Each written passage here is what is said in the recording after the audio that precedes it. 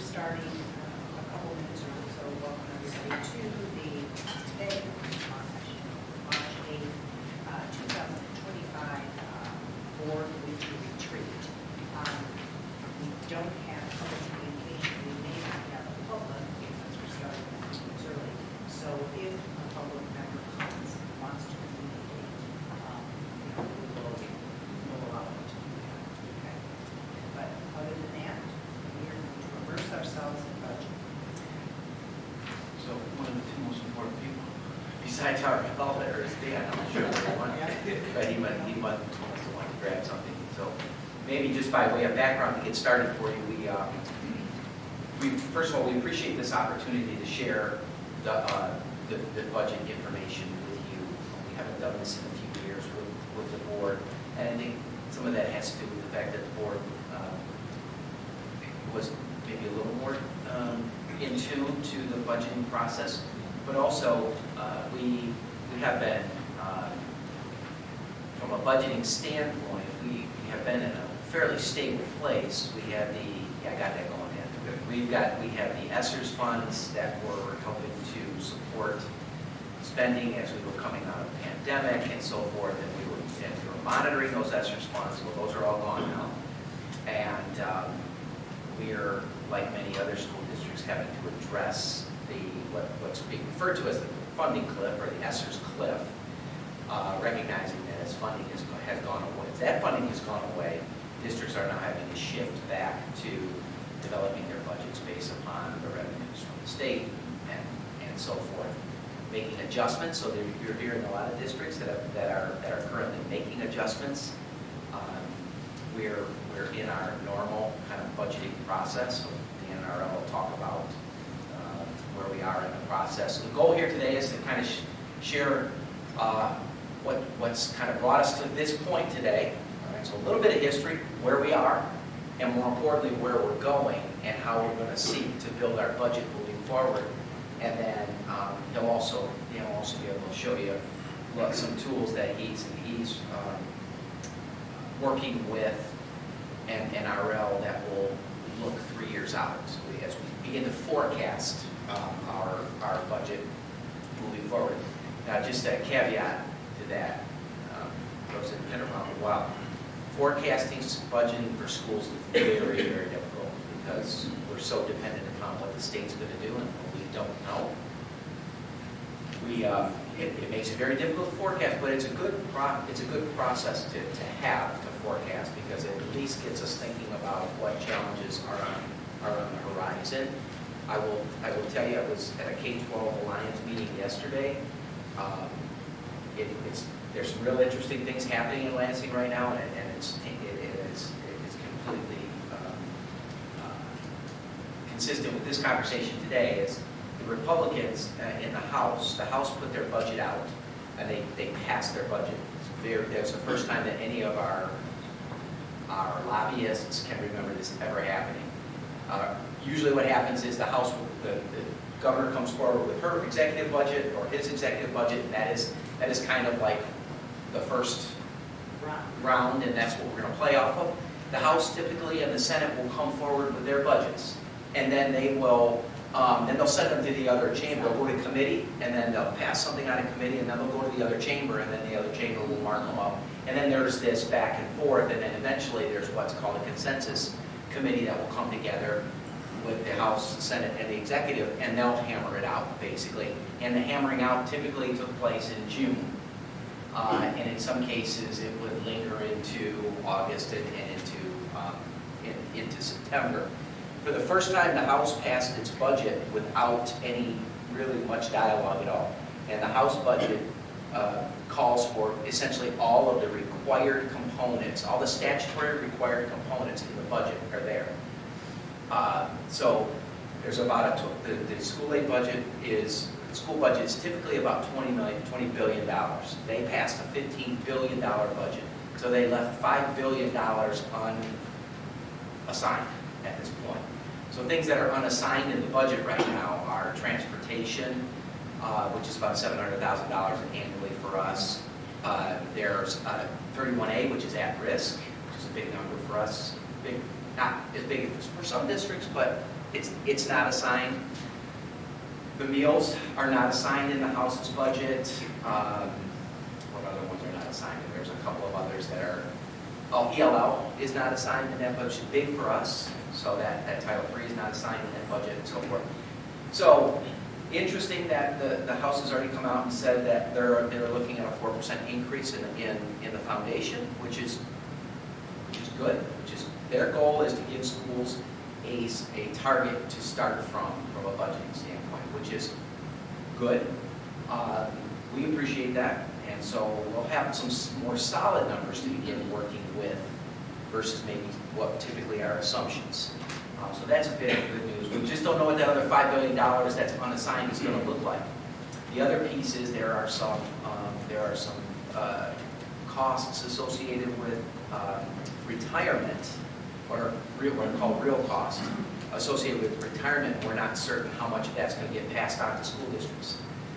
There's a good chance that a good portion of that, about 5%, for employees that were hired before 2008 as part of the retirement system will get passed on to the districts to account for, which for us then cuts into that 4%. So where we may be looking at a 4% increase, or maybe just over a 4% increase, that could get impacted by these real costs for retirement. So there's all these other pieces that are in play. The interesting thing for us is it's March, and it has never happened before that we have a target in March, essentially. So we'll see where that goes. So just by way of kind of some things that are happening in Lansing right now that will have some impact on our discussions moving forward.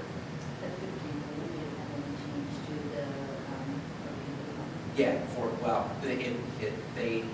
they are targeting a 4% of that 15 billion. 4% of that is an increase to schools. 4% increase, which for us is about $411. So when you say the $5 billion is unassigned, is it still categorized within schools to be used for the areas that haven't addressed, or is? That's what they're saying. Okay. That's what they're saying. They're saying that we recognize that it's going to be a $20 billion-ish budget. Okay, so they're not talking about it. We basically we promise you that it's going to be assigned. We just don't know where it's going to be assigned yet. Okay. And there's some other. This is kind of like on the if come, right? Like practice. And so this is a real big question for us because the Republicans are essentially. The House Republicans are essentially saying, trust us. This is the way we're going to do budgeting now. We're going to get you the number up front right away so you know what you're dealing with from a foundation standpoint so you can begin building your budget. And then we're going to circle back after the fact and we're going to fix all the other stuff. So the transportation, special education, and some of these other issues they're going to address. So we're just kind of wait and see at this point. Some of the other factors that are in there, and some of the reason why there's a belief that they're doing it this way is because the roads funding piece is huge right now. And the question with the gas tax and how that could be reassigned. And right now, the sales tax portion of gas goes into the school aid fund. So it's really important for us. That's a big number for the school aid fund. So any adjustment to the gas tax could have an impact on the school aid fund. So we'll be watching that really carefully. The Republicans and the governor have signaled that they want to do something with roads. And the one way they can do that is by shifting that gas tax around and so forth. Putting a surcharge on every gallon, up to 20 cents on every gallon, that would then go to fixing roads. The challenge with that is that right now some of that money goes to school aid funds. So how are schools going to be made whole? With respect to that, there is a bill, 4180, that was just dropped by the Republicans that would essentially tie bar to the budget that would say we're going to make the school aid fund whole. So basically, just trust us. We're going to make the school aid whole. So we may make some shifts. We may move some pots of money around, but it's not going to impact school aid. So you can put a number to it, about $755 to $760 million annually, the school aid fund gets from the gas tax. It's a big number. When you say the House passed it, it's not the committee, it's the full House passed it? Well, the bill is in the House right now, it has to be passed, I Okay, should say. so, but it's in, so the committee passed. But the House will pass it because they've got the majority right now. The House Republicans will pass it. So this is just by way of, there's a lot that's going to happen between now and June. So for us to just be kind of watching at some point in time. So this is really important for us to have Senator Weber when he comes in. So if you're able to join us when Senator Weber comes in, because this is all going to go to the Senate now. And we're going to want to really understand where Senator Weber is in this conversation. And we're going to want to position ourselves to make sure that he understands how whatever the Senate does has an impact on the Troy School District. So there's a lot of interesting things going on. The other piece that is really important for us to know right now is at the federal level. We don't know what's going to happen with funding from the feds. If they defund, if it's determined that the federal Department of Education is defunded, I asked Dan to take a look at what that means for us, and that's about, I think as I counted all that up, and it's about $5 or $4 million-ish. Yeah, so that's what we get from the federal government. So we talk about that pie chart, and we say that a sliver of our budget comes from the federal government. That's it right there. I asked Dan to put those together because I just wanted you to know that when we talk,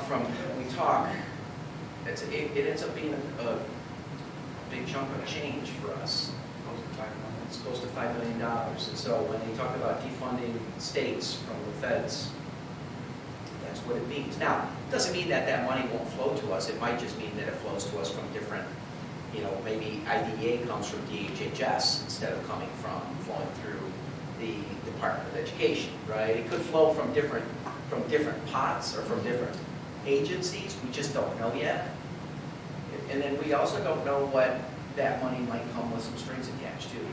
Right now, the strings are those have to be spent on certain subgroups of students, but there could be other strings attached. We just don't know yet. So another thing for us to be paying attention to, which is also reinforces why it's so important when we go to Washington, D.C. when we send board members to D.C. to advocate for special education, it's really important. We can't allow a lot of that to get politicized in our community because it's really important that we continue to do that. So, again, a few caveats I think are really important as we have this conversation. So, all right, Dan, all yours. RL, thanks for joining us. Yep. So I printed out, I know Judy had the regular agenda there. This agenda is more specific to kind of key points we're going to talk through here. So first, we just wanted to touch base on kind of the budget building process. We wanted to dive in a little bit deeper, not too deep, we're not going to spend a ton of time on it, but we want you to see what goes into making the budget, factors we consider, factors we just talked about. And then we'll kind of breeze through the ancillary funds. Those are typically just making sure we're kind of budgeting the actuals are showing what we need to show it. And then we'll save the general fund conversation for the one that will involve a little bit more conversation. So, Dan, before you start, because you're typically representing the Yep. gets pretty new, so you can introduce it. yep. So this is RL Malikan, our finance director. So RL and I both started about a month before me, but yeah, we both came in this past summer. So we've been diving in. We wanted to kind of get that first amendment out in December. There was a lot of contracts that were awarded to our bargaining groups over the summer, so we wanted to make sure that we were up to speed, that our ledger was showing exactly where it needs to be from a salary perspective. I will say it's been quite the process over the last few months, digging into a system, learning where things get charged to, the account structures.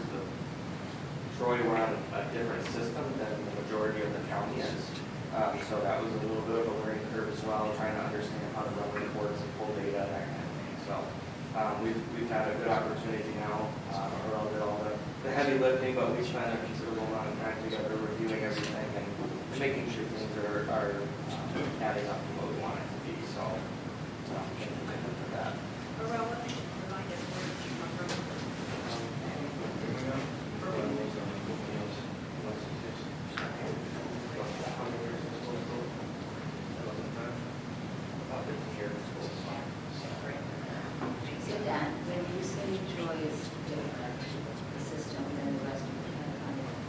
in a better way or? That's what you asked. So at the time, Troy decided to move about 11 or 12 years ago to the system we're on. They were waiting for the county to make a move, or the ISD, I should say, and they kind of got to a point, I guess, where they said, we're going to go to something that we believe is better. That's the system we're on now. It's Power Schools ERP, formerly known as eFinance. About a year after implementing it here, the ISD finally made a decision. They went to a software called Business Plus. So there's about 20 to 23 districts in the county that are on that system. That's the system we came from at our prior district. So it's interesting when you see both systems. There's good and bad with any system. This one it doesn't seem as robust as some other systems out there. We're actually demoing other systems right now just to kind of do our due diligence in conjunction with our HR department as well to assess whether or not it makes sense to move to another system. But the interesting caveat now is that the system that the ISD uses was bought by Power School. And so you have two systems that are trying to do similar things, owned by the same company. So it'll be interesting to see if there's any movement in terms of consolidating the one or not. But yeah. So, and part of what we'll go through on the general fund side is, as we've uncovered how the account structures work, we wanted to make sure beyond salaries, there's longevities, there's stipends, there's other things to consider. That's as we've dug a little deeper, we have found exactly where those things were being charged. And this amendment here will reflect all of that more accurately. So this is just a brief schedule here of our budget timeline. So we're a little ahead of schedule, which is intentional. Like I mentioned, we wanted to do something in December, get something out there, and be a little more proactive, given the majority of schools are dealing with an influx of federal dollars from the COVID monies that are going away. We've had a considerable amount of carryover grants from, you typically get 2 years to spend a state grant. So with the addition of all of those federal dollars, a lot of districts have a substantial amount of carryover funds from year to year, which helps. So that certainly helped our budget this year, but a lot of those, we have a good plan in place between teaching and learning in our office to make sure that we're fully spending those down. So we wanted to be as proactive as we can. And so here we are in early March, but you'll see that we'll start developing those next year budgets probably in the next month or so. We'll be in that process. The biggest driver in that is waiting for the county to send out the taxable values. That's going to dictate a lot of our funding at the local level. So we typically will begin that, early to mid-April. And then by June we have our public hearing. That's where we will formally adopt the millage rates that we are going to levy on the residents of our city. And then we will also pass the upcoming year budgets as well to adopt those for the upcoming year. Those are due by statute by July 1st. So that's kind of the rough timeline over the next few months. And then jumping into next year, we'll do an amendment again, like the November, December timeframe, and then the cycle repeats itself. So before I jump into kind of the slides, we did want to talk about what goes into building a budget. So as I kind of said, Arel was reviewing line by line in an account structure that has 9,000 different accounts. So he was in there looking at every account for specific teacher salaries, trying to figure out exactly what's being charged, how often, that kind of thing. And then likewise, jumping into all of these additional Schedule C payments that we make. So just to kind of give you an idea of what that would look like. Again, I'm not going to go into super detail here, but you can see these are all of the accounts. So I could just go endlessly until 9,000 rows. But you'll see that there's a myriad of just, like your blue is all of your grants in there, your green is your revenues, we've got notes on accounts here. So this is where Arel went in over the course of a couple of months, really, since the last amendment in December, and went line by line, kind of building it out, putting notes in, and then that's where we sat down for a few days just to look at the general fund and say, okay, what each account, what do we have to consider? Is there something wrong with that number? Do we need to add some additional funding? Talking to various departments throughout the district, making sure that we have everything that we need within that number. So as you can see, it's a pretty detailed process just going through all of this. And then, every light blue accounts are your building accounts. He's got his own madness to the color structure here, so he'll be able to tell you exactly what it is. It's also important to add that Dan and RL met with every building and every department to make sure that they had a deep understanding as to their needs as far as the budget is concerned. So everyone in the district had an opportunity to interact with, or they had an opportunity to interact with everyone in the district. So very thorough. Shortly after the beginning of the year, we had gotten out to essentially all of the buildings, so about 21 buildings. We've got out to, we've met with the preschool a couple of times. We've met with departments internally up at our services building and over here as well. So again, it's a process that we've committed to them going into next year as well. It's going to be the same thing. We're going to meet with them in September, October, walk through their budgets, get their feedback. And at the end of the day, they're the ones that drive this budget more than we'll compile it, we'll present it, but ultimately it comes down to making sure that we're servicing our staff the best we can with these budgets. When you say you met on the building, is it the principal or do they have a team? Yeah, they invite who they want, but typically it's the principal and either one or two of the secretaries from up front. In some cases, it may be a lead teacher, depending on what it is. Our instrumental music department, met with them separately, so you get more staff involvement there. So it just depends on the department. So that's kind of just an overview there of what the detailed work looks like. So you can take that and then you can multiply it by all the different funds that we have. So, and then this is just a good little checklist that's kind of floating out there in the school business world. But again, as we go through the various components of the budget, this is a good checklist to make sure that we're covering all the bases. We want to make sure that we're not leaving any revenue not accounted for or overstated in accounting. That's generally the main point is you always want to kind of understate your revenues and overstate your expenses conservatively. You always want to come in a little higher end of zeros or lower end of the expenditure side. So this is a good template that we use just as another double check. We're looking at salaries, benefits, the various components to each, making sure that we're covering all that. And then there's a lot of miscellaneous items in the school budget as well that we have to take into consideration. So I thought this was a nice visual in terms of what do we have to make sure we're looking for as we dive into these. And then we do have, I did give you a printout of kind of like a budget alignment process. So this will tie more into the general fund as we talked about that, but this was developed last year by the business office. So as they presented previously, where we looked at some of these larger deficits coming with the influx of those COVID dollars disappearing, they put this timeline together. So we're pretty much on schedule with this in terms of March. We're kind of at that proposal phase where we're amending the budgets, but we're starting to have those internal conversations about where can we cut costs through attrition. I think that's the biggest goal. The majority of districts are doing that. There's a way that you can do it as long as you plan ahead and you have a good structure to it. You don't want to have to get into a layoff situation, and we're not there right now.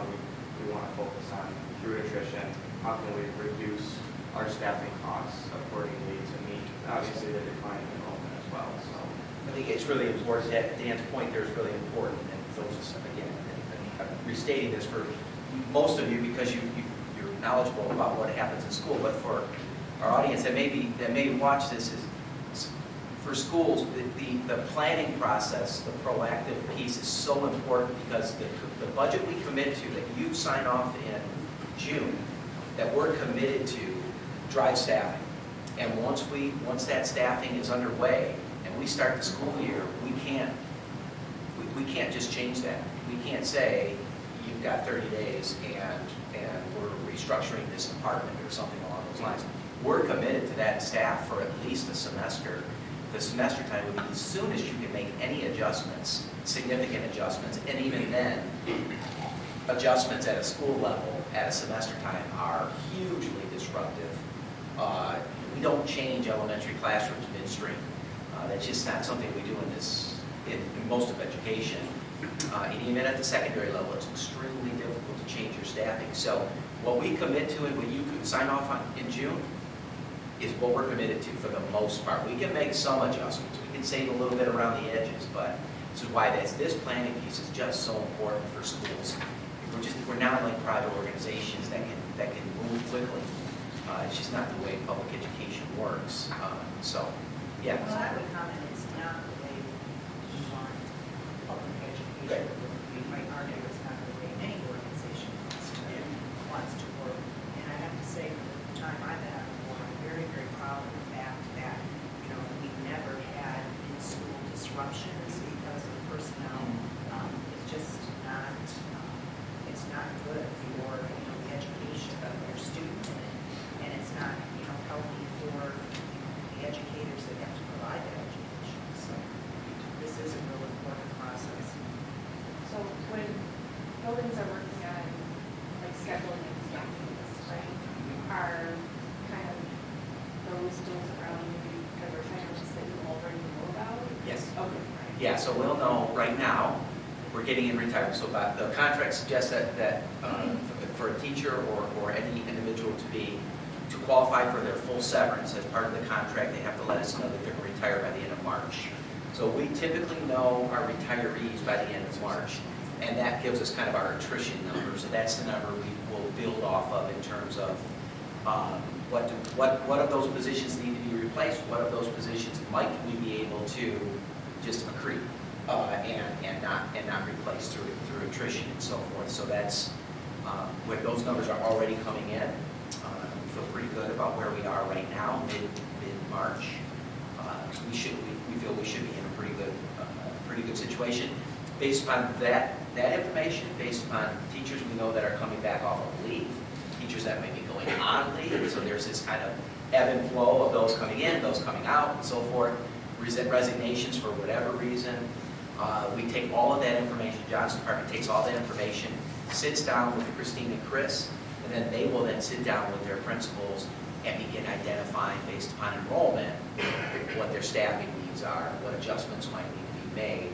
And all of that, we have typically over the course of the last several years decided, but come March, April, we don't hire staff, and any staffing hire comes through the cabinet at that point. So we make a decision based upon where we are from a budget standpoint. So even a para hire has to get scrutinized this time of the year because, and again, any commitment we make has an impact on that budget moving forward. Yeah, I would just echo that, we deal with the numbers, so to speak, all the time, but it's not lost on us that at the end of the day, we're dealing with people. So we want to be as cognizant of that as we can when we do make these plans. So as we go through the general fund, some of these are conservative projections, as they should be, because again, it's ultimately about planning. And how can we plan ahead through attrition to avoid those disruptions, recognizing that they're people, this is their job, so we're not just going to be reckless with what we're looking at, and then we have to react later on. So it's always easier to add mid-year if we have to, but as Dr. Mitchell said, we just want to be mindful of that in our planning process, which is starting now. So as we look to, we do have board policy dictating our fund balance. So you can see here that we do, and this printout I did give you, it's on our website as well, but we do target that 15% fund balance mark. So this is factored in as well as we look at some of these scenarios. A lot of the driving force behind looking through some of these reductions through attrition is the fact that we do need to maintain that 15% fund balance. And I will say that prior to the pandemic, a lot of districts hovered in the 12 to 15% when you had an influx of federal money the way that the country did. That percentage for most districts shot up to a little over 20%. So it does afford us the opportunity to utilize those savings that we have to structure something over the next 2 to 3 years appropriately. That way we can start reducing our costs incrementally over the next few years to get us back down closer to that 15% mark. And I think that's ultimately the goal. We don't want to stockpile too much cash in our reserves. We want to be able to invest that into our people in our programming. So you'll see as we get into the general fund here that That is what we did. We looked at that 15% mark, how can we get back down to that, and then, hover just about that if we can, so before I jump into the general fund, I'm gonna go through some of the ancillary funds. These ones should be fairly quick, because as I mentioned, these are more just looking at revenues today, projecting out the remainder of the year, and the costs associated with that, so they're generally a little bit easier to go through. So that starts on page 12 of your slides. Page 12. So in this presentation, and then as well as the next board meeting, these are the funds that are going to be up for amendment. We do have a few other funds, more bond fund related. We have our debt funds and our capital projects funds that holds the money for all the construction for other districts. But those ones are typically just whatever the final number is, that's what the amended number will be in the June presentation. But for today, we just want to focus on these funds. So the district does have various funds. The way governmental accounting works is we have to isolate certain dollars for certain causes within a specific fund. So we have our food service fund, our community service fund, which is primarily our care programming, and then our community recreation. We have the preschool fund. There's various programs within the preschool fund, a couple of which are state grant funded, and then we do have some tuition-based programming in there as well. Our Troy Career Center grant fund, that one is through the Michigan Works. That's all federally grant funded. So that one is kind of revenues always equals expenses just because it's funded with federal money. And then our sinking fund, again, that holds all of the money from our sinking fund millage, and then that will pay for various repairs and projects throughout the district. So just looking at our food service fund, we kind of went through the Chartwell's contract. We looked at where we are at from a contractual obligation. We reconciled those amounts out. We do have around a $1.2 million use of fund balance set for this year, which is good. Our excess fund balance at one point was a little over $2 million, but this does factor in a substantial investment over the last year of equipment in the various buildings. So we are projecting to end the year with about $2.4 million in fund balance. But out of that, we will have about $1.6 million of excess fund balance remaining. The Troy High School kitchen update set for this summer, which is after the end of the fiscal year, will take that down by $1.4 million. So we anticipate we're probably going to have $200,000 to $300,000 of excess fund balance after the summertime remaining, and then whatever they assign us next year, we'll look at. But we did engage with TMP to kind of look at all of the kitchens across the district. We're kind of forming an internal strategic planning committee for just food service. We want to look at all of the buildings. Charles has been part of this process, so we're looking at in April or May to sit down with them and really just formulate what do we want to do with this program. How can we change the food offerings? How can we change the setup inside of each building?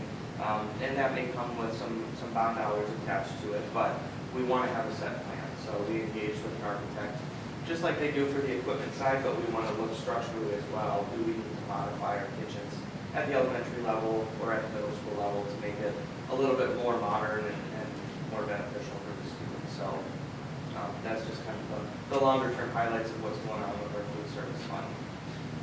So here you'll see we have our actuals from last fiscal year, the original budget in the middle column, and then the recommended budget we just talked about.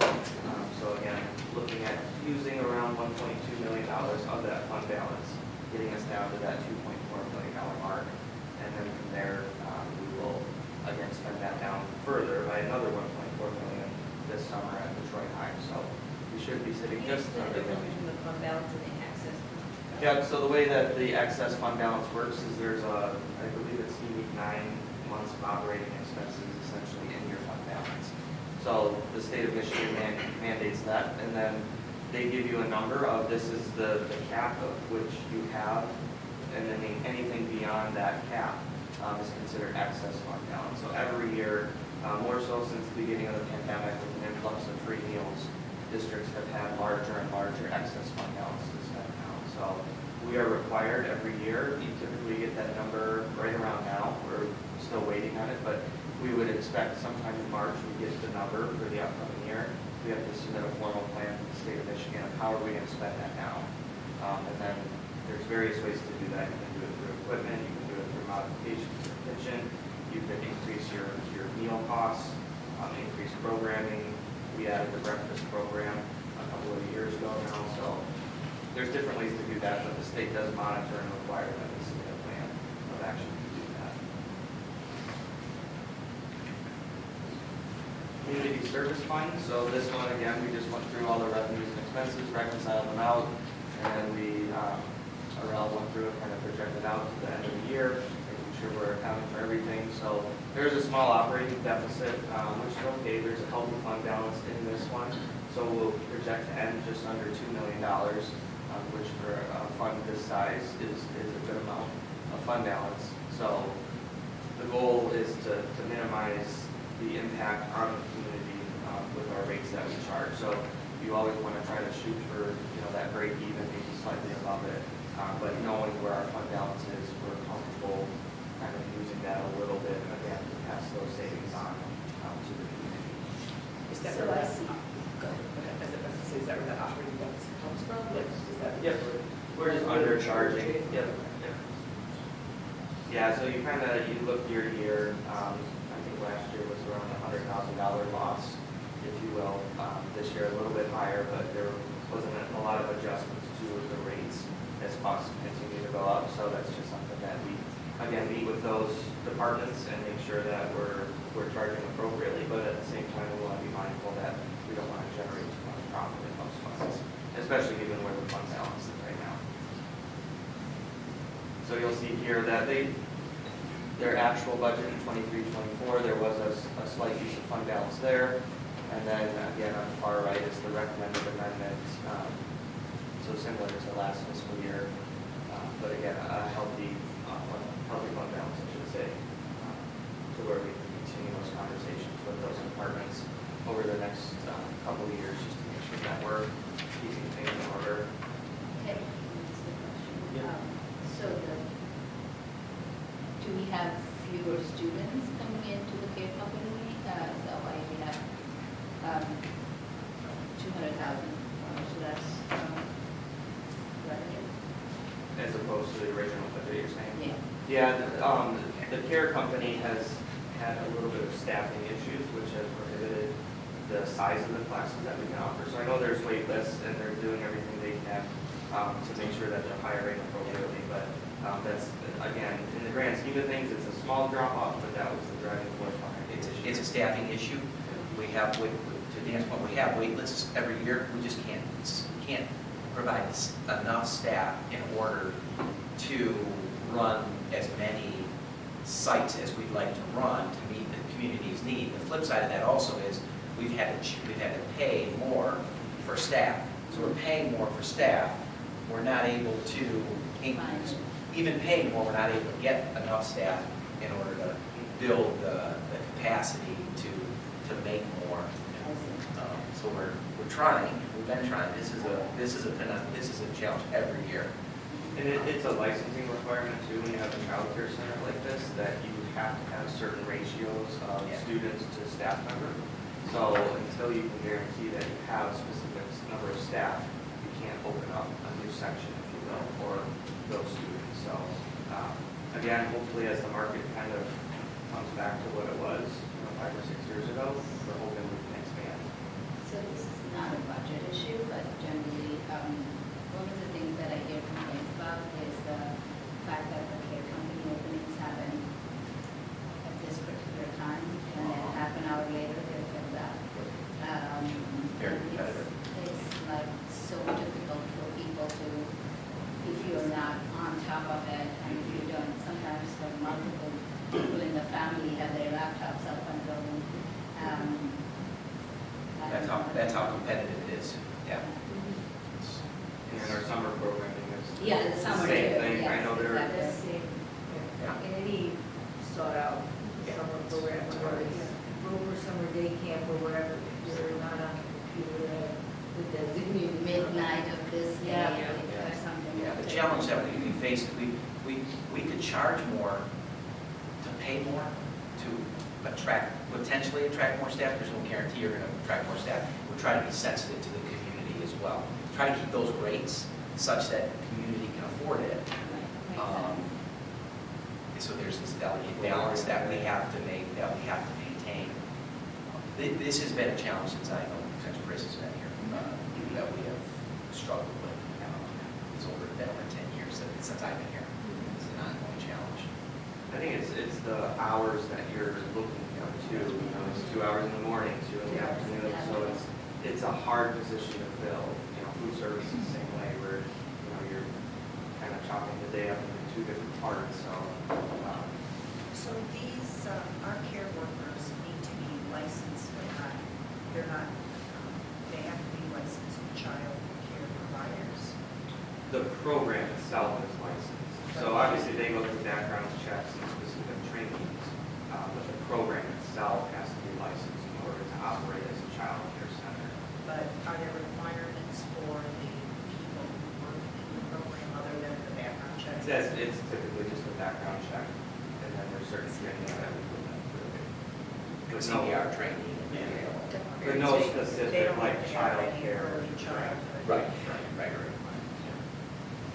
you go back to the previous slide? I don't believe it is.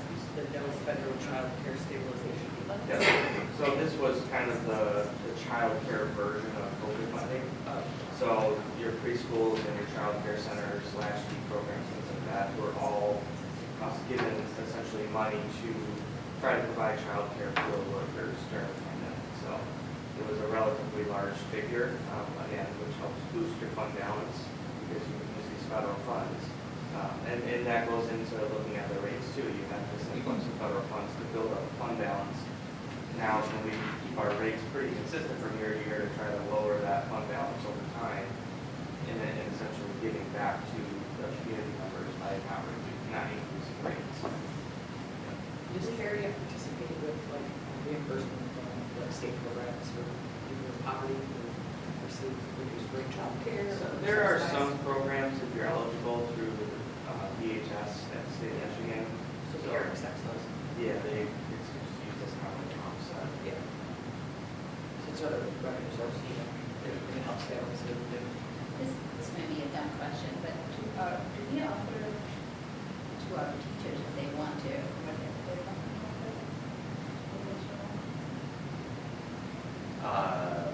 Maybe a dumb question. No, I don't know, but I suppose they could. I think most after a school day. They're exhausted. I can get it, but I know. Yeah, but if they want that extra money, I mean, there are our teachers. They Our certainly teachers could. coach, our teachers do a lot of things after they're done with their full-day school. The jobs get posted like any other job, so it's there. If they truly wanted to, they could. Do we ever see them? It's not typically up to see it now. There's other, I think there are a lot of other things that teachers do with students in their school that pay or use their expertise to do. Yeah. Which is above.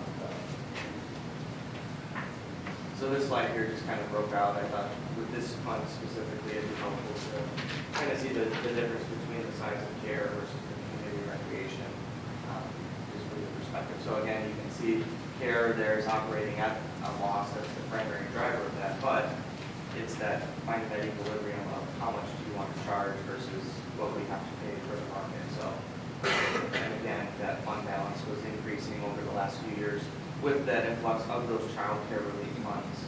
So now you kind of want to strategically reduce that back down, and obviously we want to help out families as much as we can by keeping those costs pretty consistent.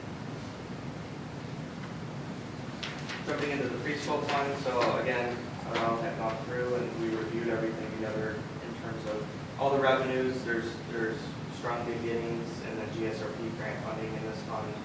We do get some of our state aid goes into this fund as well as part of our Young Fives program that's within this fund. So there's kind of a myriad of funding components, but in total we're looking at a small surplus, just under $100,000 for the year, which would leave them at about a $2.3 million fund balance. There's still at the state level this talk of universal pre-K. The governor has previously said by 2027, that was her goal.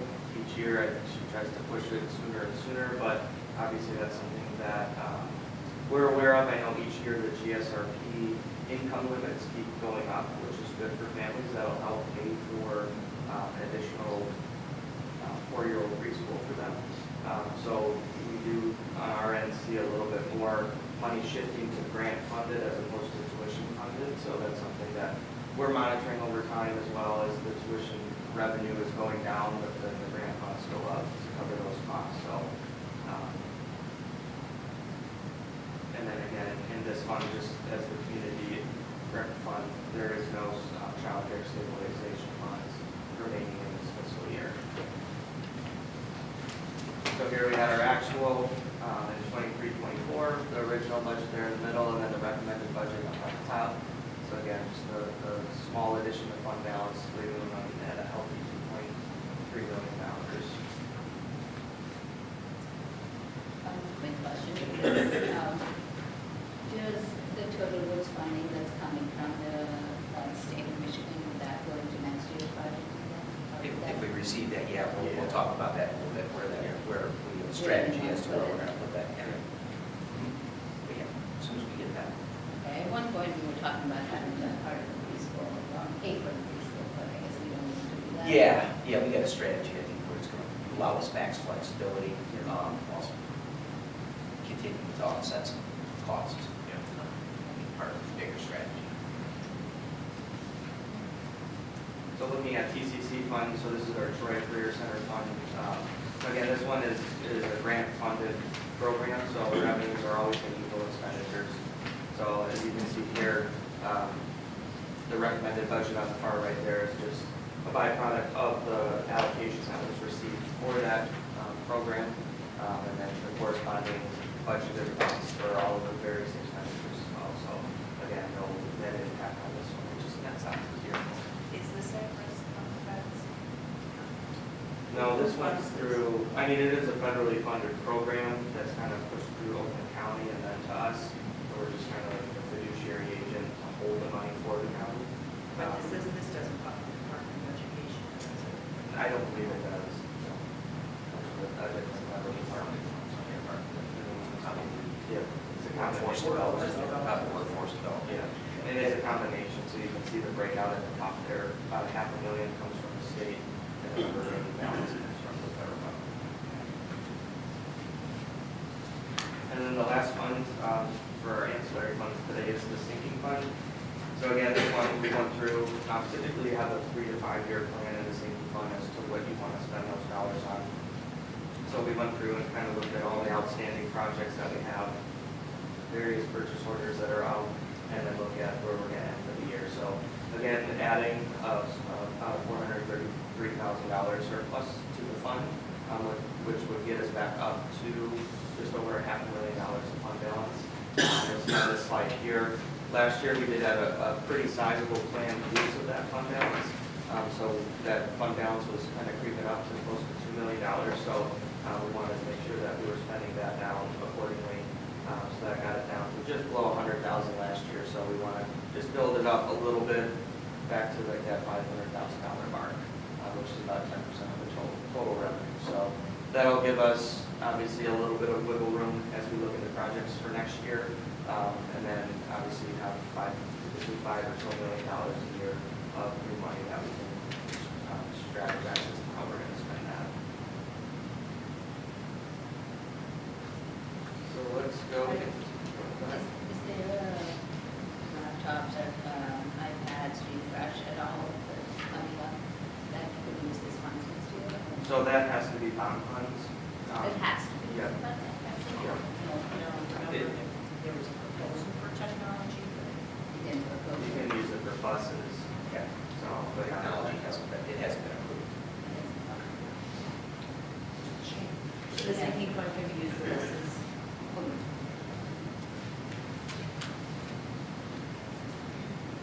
So now I'm going to jump over to the beginning of your packet there, just into the general fund side of things. So So I thought it would be helpful, obviously, we have a few board members, and then just as a quick refresher of just school funding in general and kind of where we're getting our general fund dollars from. So I pulled this slide from our last presentation, just to help kind of piece together all the different components. So we kind of have two different components at the local level. About 20% of our funding is going to come from the local level, 80% kind of, I would say about 75-ish or so percent comes from the state, and the other 5 to 7% will come from the federal government. So looking at our non-homestead levy, so this is known as that operating millage, that's 18 mills that we levy on people's secondary homes, not their primary residence, but their secondary homes, rental properties, and commercial properties are the primary drivers of that. So that collects the 18 mills there, plus the 6 mills, which is the state education tax. Everybody has to pay that. So primary homeowner, secondary, rental properties, commercial properties, everybody pays the 6 mills towards the state education tax. So that's money that we collect locally, and then the municipalities send that directly to the state, and then the state divvies that up, and that's your foundational amounts that the state provides.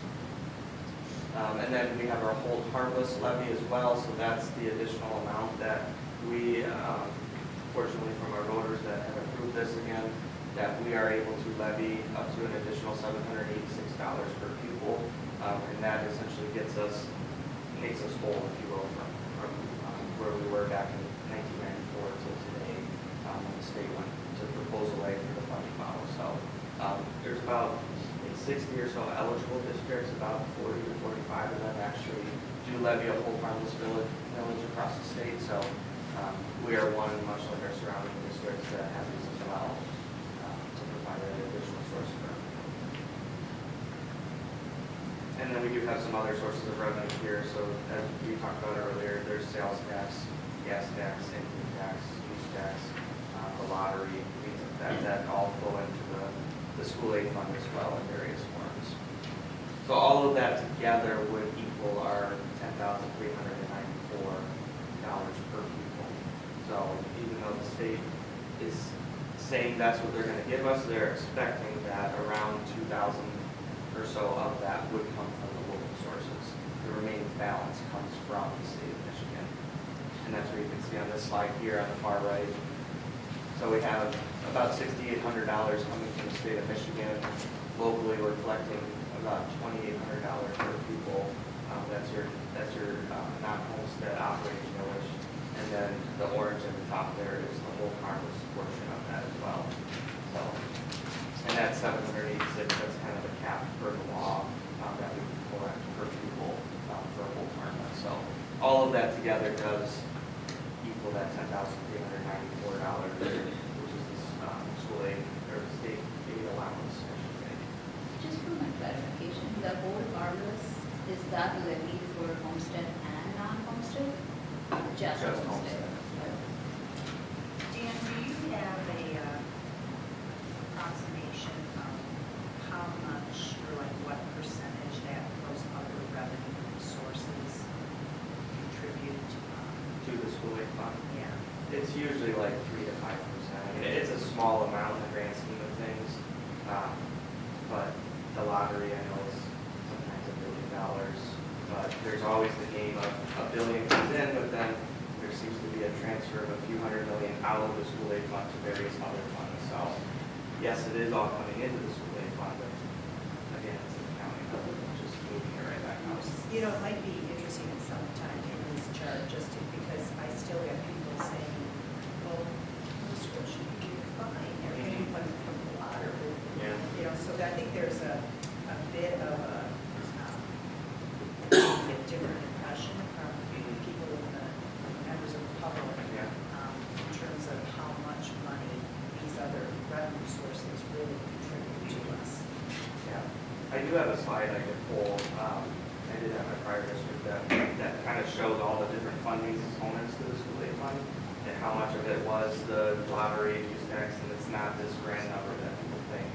I think that's just a little Yeah, bit. I can insert it into this presentation, and then for the next meeting when we upload it to Word docs, we can put it in there. Also, one other slide that we have is how much taxes our community is Troy sent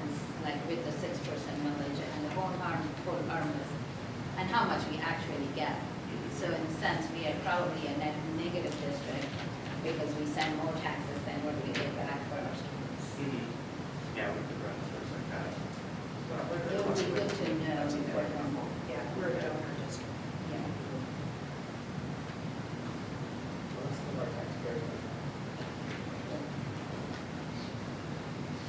It's not wrong, bad, but it's,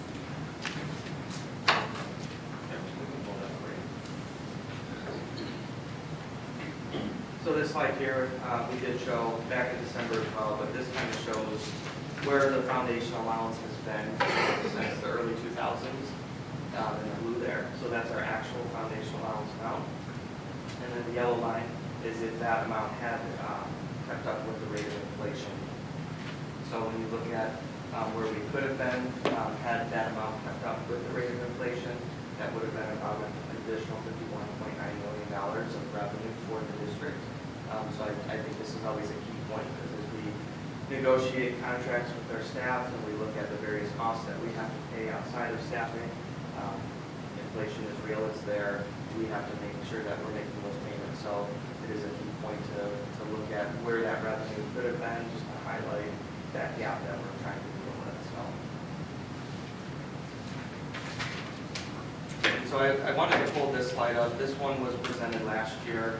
Again, just kind of underscoring where we're at, and this is a common theme right now about districts and dealing with this quote unquote fiscal cliff of dollars coming through and trying to strategize as to how we're going to eliminate that deficit structurally through attrition. So again, I thought this was a helpful and a good reminder of where the conversation was last year, and then recognizing that this is kind of the time, according to the timeline that we built in to actually start acting on the conversations that we had in terms of staffing. So I thought this was a good reminder just to show that for this year, the original budget was looking at just under a $4 million use of fund balance, and then going into next year, if nothing had changed from a staffing perspective, there was about $9.4 million.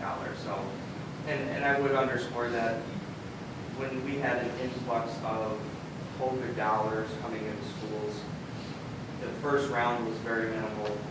There's 3 primary rounds of funding. The first round was more geared towards PPE, buying the masks and the wipes and the sanitizers, things like that. Then came the larger second round, which was geared more towards staffing.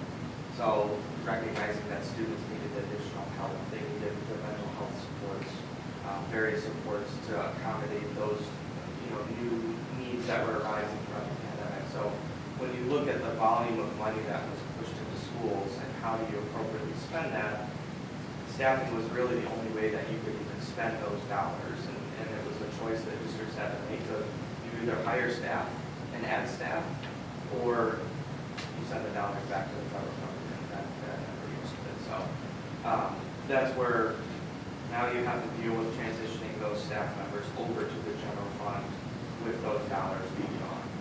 And so now that's where it's a collaborative process between all the departments, looking at what supports are still needed today and how can we accommodate making those supports stay within our budget, and then looking elsewhere outside of those additional supports to see if there's areas that we can pare back on through attrition. So I thought this was a helpful slide just to kind of see it. And it's important to recognize that the projected 25-26 assumes we do nothing. We're not going to not do anything. So that's a worst case scenario, that we just sit back and say we're not going to do anything. That's clearly not going to happen. So we're going to make adjustments that will mitigate not only the projected shortfall for this year, we've already started that, and then that will, of course, whatever we do already this year will have an impact on that projection moving forward. Plus then, when we talk about staffing and attrition and so forth moving forward, so that number will come down. I think it's really, to just underscore Dan's point, if you look under 23-24, COVID funding is 3.857 million. Look at our deficit, projected deficit is 3.9. So we're essentially transitioning for money that was provided, and we're now having to transition away from having those additional revenues to what does that impact. So this is the piece that districts are struggling with. communities are struggling with, and so forth. How do you make those adjustments? I would say, and credit to Dan and his team and the board, is that we've been ahead of this conversation in preparation for that transition. So we'll weather that transition well by judiciously using that fund balance, making the appropriate adjustments. We'll talk about what those are, using some other revenue sources in order to kind of create a soft landing, if you will, while we right-size the revenues and the expenditures. Yeah, and this presentation done about a year ago was really kind of that first step of, okay, let's look at the do nothing. Now we have to have conversations, which this district has had pretty extensive conversations internally about where can you restructure things, where can you, through attrition, downsize some staffing levels accordingly. So through all of that, that's where we can kind of look at more of an actual scenario here of if we did do something strategically and collaboratively, this is kind of where we're looking at from a forecasted perspective. So, Mona, you had a question? Yeah, I just, and you very well may be doing this when you're looking at, the money that you use to add staff or different interventions across grade levels and in different areas. I know that Mr. Levinson recommended as part of like an analysis looking at various programs and calculating out like cost per student for programming. Is that something that you take into consideration when you're trying to like strategically figure out who to move where and what to keep and what we don't need anymore? Yeah, I mean, that when you look at like supports like through special education and through our EL programs, we have maintenance and effort requirements on the special ed side. So we are required to spend essentially at or above what we spent in the prior year. So you can't just go into special ed and say we're going to remove those costs. Like there's an obligation that you have to meet the needs of those students, and that's all. That's a compliance issue that at the end of the day you have to abide by. So those are generally those are fixed costs, if you will, where those costs aren't going to change. Likewise with our EL population, those costs aren't going to change. And quite frankly, a lot of the ESSER funding that we had, that $3.8 or so million, the primary driver of that was a combination of mental health support and our EL programming. So those were some big adds that this district made during the pandemic with those dollars. And so now it's I would say a strategic planning of what grant sources do we have for those that we can apply for and obtain. And I know Earl goes through every day. And there seems to be a new grant out there. There's one next week. We have a webinar on for mental health supports, and they're awarding between $50,000 and $500,000 awards to districts for mental health uses. So that's something that we're very mindful of, and we're going to apply for every dollar that we can apply for, that we would be eligible for, to make sure that we're trying to offset some of these costs. But to answer your question, it is very strategic in the sense that you're going to look at meeting those additional support needs first, making sure that those are in place, and then we can look at our general staffing population. So this really goes back to that attrition conversation. So for every position that's leaving us, we're looking at where can we utilize, where do we need that position? If so, we're replacing it, like a math teacher at the high school. We're likely going to replace a math teacher at the high school if we have that need. Those sections are needed. At an elementary level, for instance, we might be looking, or in a support area, we might be looking at, well, we might not need this specific position, but we might need it over here from an interventionist standpoint. And as we think about our interventionists seeing more students, how do we make those adjustments as they're impacting more students? How does that impact what the staffing needs are in those areas? So looking at every one of those to see that we're leveraging those to get the biggest impact, consistent with what Nate and what Levinson's report and his sharing with the board indicated. And can you go back to one slide? You had a income data. Is that a number? Is that Yeah, it's not, what's the word? It's not audited yet, but we've got a general. Okay, so 12,300 is that actual then? It's a little less than that, right? 1272, I think. 12 exact. 272. 272-ish. 12, Yeah. 272, yeah. So that about 25 kids. You know, and I guess one comment I want to make, because when those COVID dollars started coming in, you know, as a board, you know, we knew that's one-time money. And so I think we were very careful in working with the administration to not put those money into, you know, like some districts fill holes in general education with that. And, you know, so we were very planful in making sure that that went into intervention kinds of things, with the thought that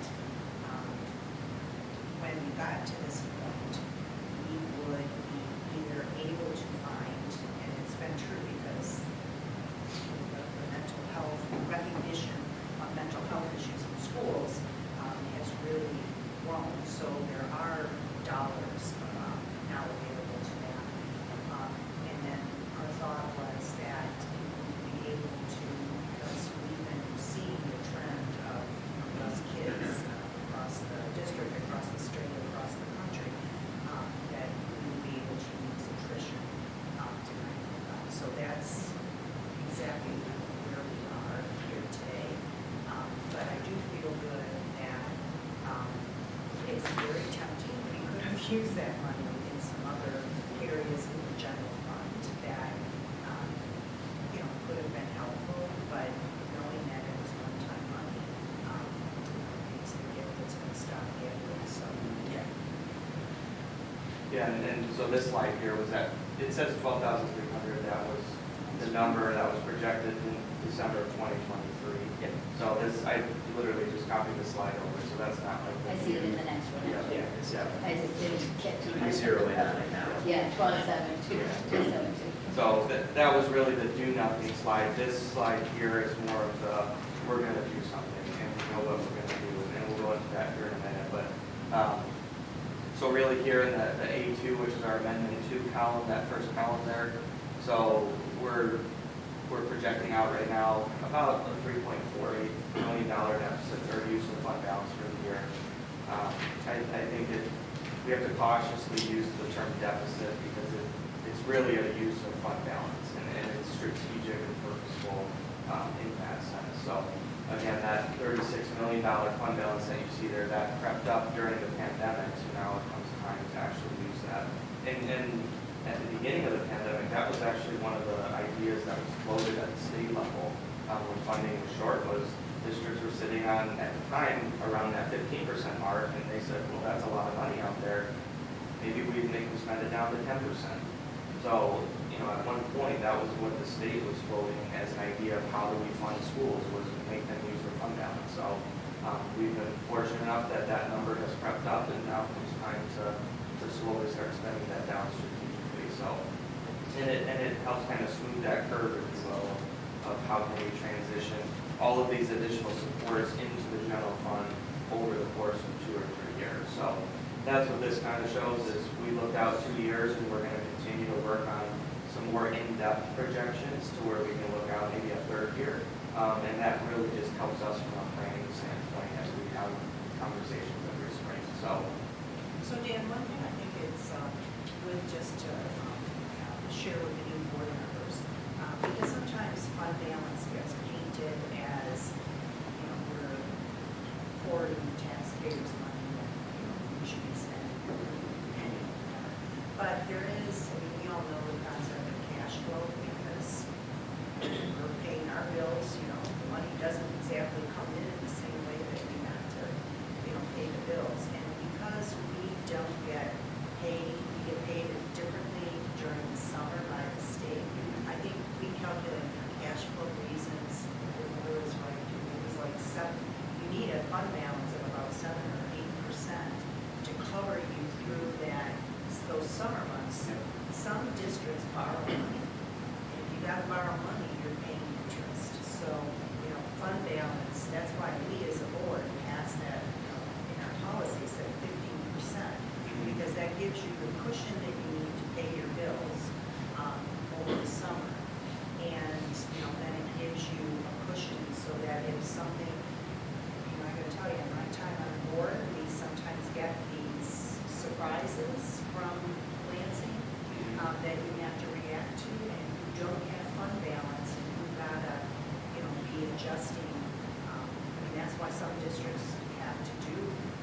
layoffs or, you know, we're in the middle of the year and we've had students. So the 15%, and, you know, every auditor, every accountant will tell you that a 15% fund balance is, you know, a responsible level of fund balance to catch up with district.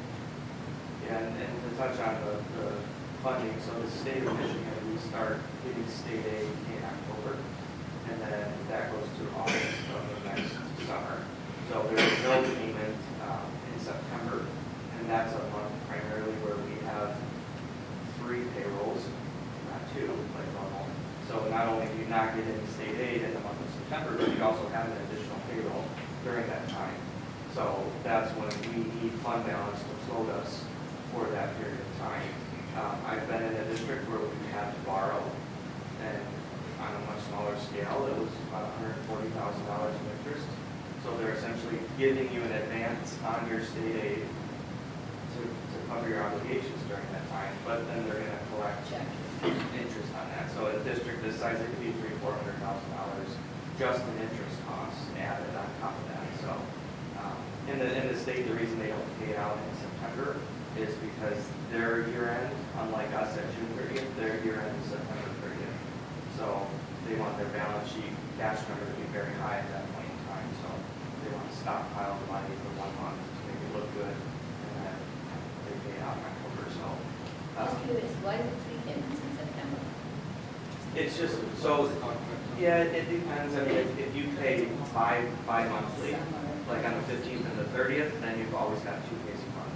When you pay bi-weekly, it's typically March or April or September or October where you have the 3rd pay a month. Okay. Yeah, so that's something that it always seems to be September, and that happens to be the month that we don't get state aid. So, and for us, state aid is $15 or so million a month. So it's a sizable figure that we have to kind of hold off on for the month. So this is kind of like where we're at now, going up to 27, knowing that at the end of 2027, we'll have a new teacher's contract, with multiple other contracts up for review. What's the process that you go through, kind of knowing like, okay, I see our increasing expenses, but we know that we're gonna get an ask for more increases, we know that healthcare is looking for.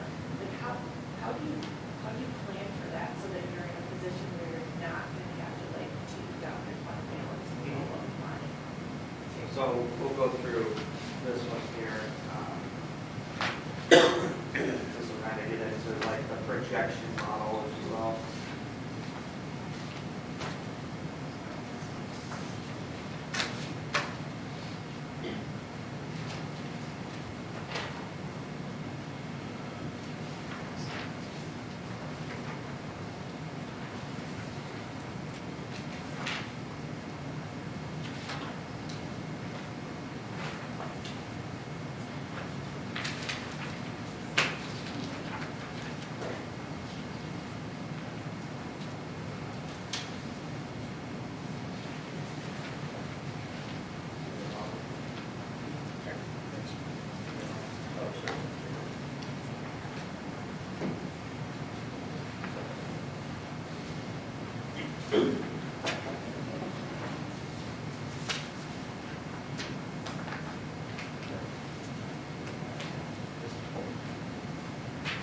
So this here is kind of, and again, we have a template that we're working on right now through it's an MSBO dynamic budget projection worksheet that's pretty extensive. So now that we have these numbers finalized, we're starting to load in all of the line by line item where you can play with the scenarios and all that. But for today, we wanted to at least give you, a good planning projection here. So again, the orange, this is that do nothing count.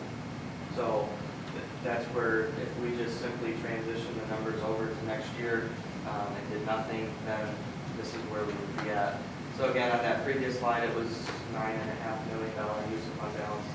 The do nothing right now, we're showing around $8.8 million of fund balance there. But again, we're not doing that. We're going to do something. So if we look here, so the revenue figure, what this is doing is, if I scroll down to the bottom of your page there, this 12,272 FTE is our current year audited number. So right now we're looking at between 70 and 100 FTE reduction each year of students. I know we did add a small amount of school of choice, about 75 slots for the upcoming school year. That's not factored into these numbers.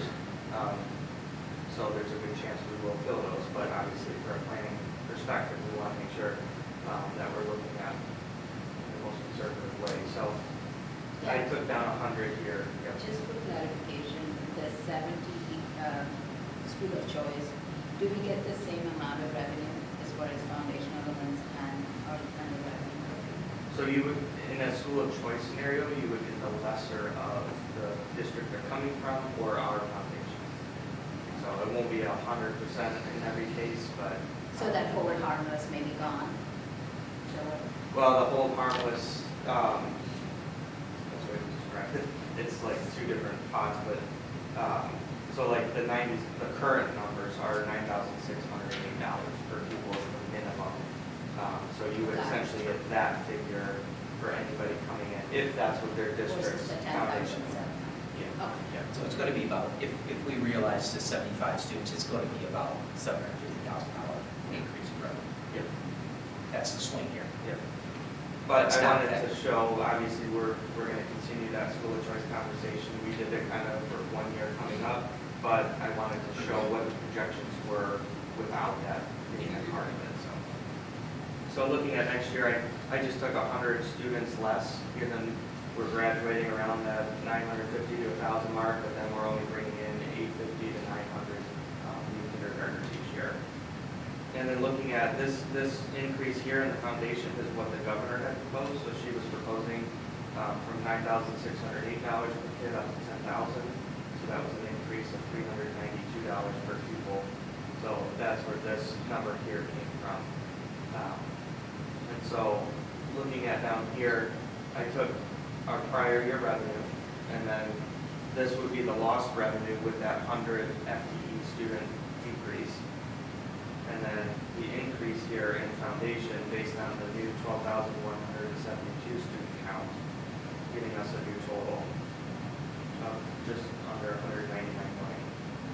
Now we did, this year we have about $4.4 billion of carryover money that's going away. So that's money that, because there was that influx of COVID dollars, we kind of had this other pot of money that was stockpiling. You know, you can only add so many positions before, if you just add too many, now you're really in a pinch. So that was kind of strategically deferred into this fiscal year. So that money's going to go away. But we anticipate we'll have maybe $1 million to $1.5 million of new carryover. So it's not going to be as large as the $4.5 million that we had. So we're trying to spend that down as much as we can. So I'm backing out about $3 million of carryover that we're not anticipating getting next year. So that's going to give us this rough projected amount here. And again, we're going to continue to work on a little bit more detailed projections on the revenue side. This isn't really factoring in the all the categoricals that are out there. So there's 20 to 30 of those every year that we have to look into. So again, as we hear more from the state level about which categoricals are going to be back next year, that's where we can fine tune this number here. But we want that larger detailed template built so that way we can start plugging in those numbers and getting a much more solidified estimate. So that number then just kind of comes up to the top here, and then we have, these are the various different account types that the state of Michigan mandates. So looking at just the salary figure, that's just a 4% increase from the prior year, which is kind of an average that we see. Looking at the various contracts, some are closer to 5, some are 3.5. It all varies a little bit. So that's a 4% increase there. This one here, and I did note these on the right in the red there. So you have an idea of what the assumption was in there. So benefit increase of about 3%.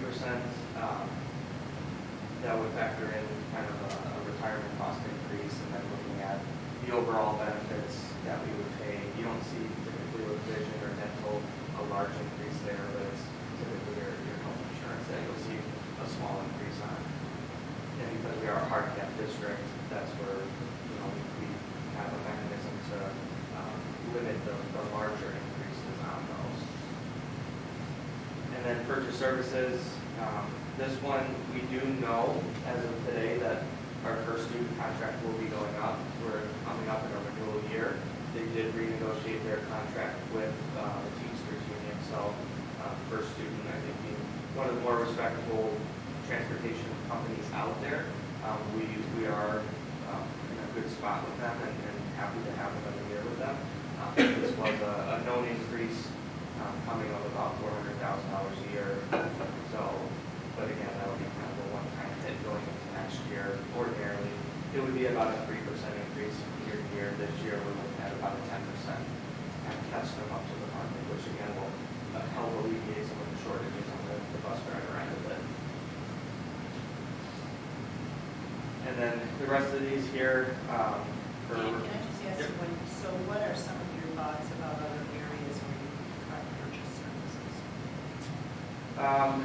So that one, we have a lot of, your purchase services, obviously, we can look at things like conferences, be more strategic about those. I would say half of our conferences are paid for by grants. So we can see if there are additional grant opportunities out there to pay for those. Or, maybe we go in-house with some of those conferences and utilize some of the staff internally to have those. And then do paying for a sub for a classroom as opposed to a full conference. So those are areas, obviously, this down teaching and learning and academy to look at that. We do have a lot of staff that are outsourced in the sense that the position has been vacant, but now it's through a third party. So in some cases, you can try to bring that back in-house, so you'll lower the cost there, and then shift it up essentially to that salary line item. And then through attrition, we can look at salaries and determine can we reduce the costs elsewhere. So, and then there's other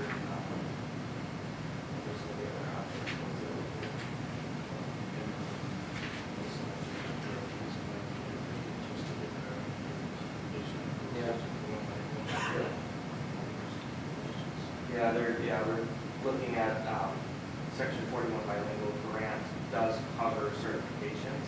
So ordinarily, where you have a general fund pay for an EL cert for a staff member, you can shift some of those costs into the grants as well. So again, that's this is kind of that planning start, but then we will have those much more in-depth conversations over the next few months, trying to figure out exactly where we can reduce those or shift it into a grant.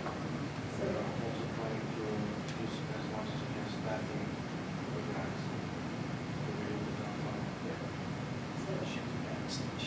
Shifting staffing costs into the grant takes that pressure off the general fund where possible. So for that same line item, purchase services, we do talk about $400K increase in transportation, and you want to cut $300K. But still it shows a $400K reduction from orange to cut green. 400, sorry. Okay, 400, okay. And tweak the number, but not the total. So So yeah, in the orange, it does factor in an increase of 400 from transportation, but then I'm going to reduce it by 400. okay, so that's the plan. Yeah. So, Dan, you guys were talking about it, I mean, ideally, we wouldn't have to fund education by a bunch of individual little grants, but can you just mention a little bit and talk about what you guys, the work that you guys have done, maybe on building out the access to grants? I know that we did it, I believe it was dedicated to that.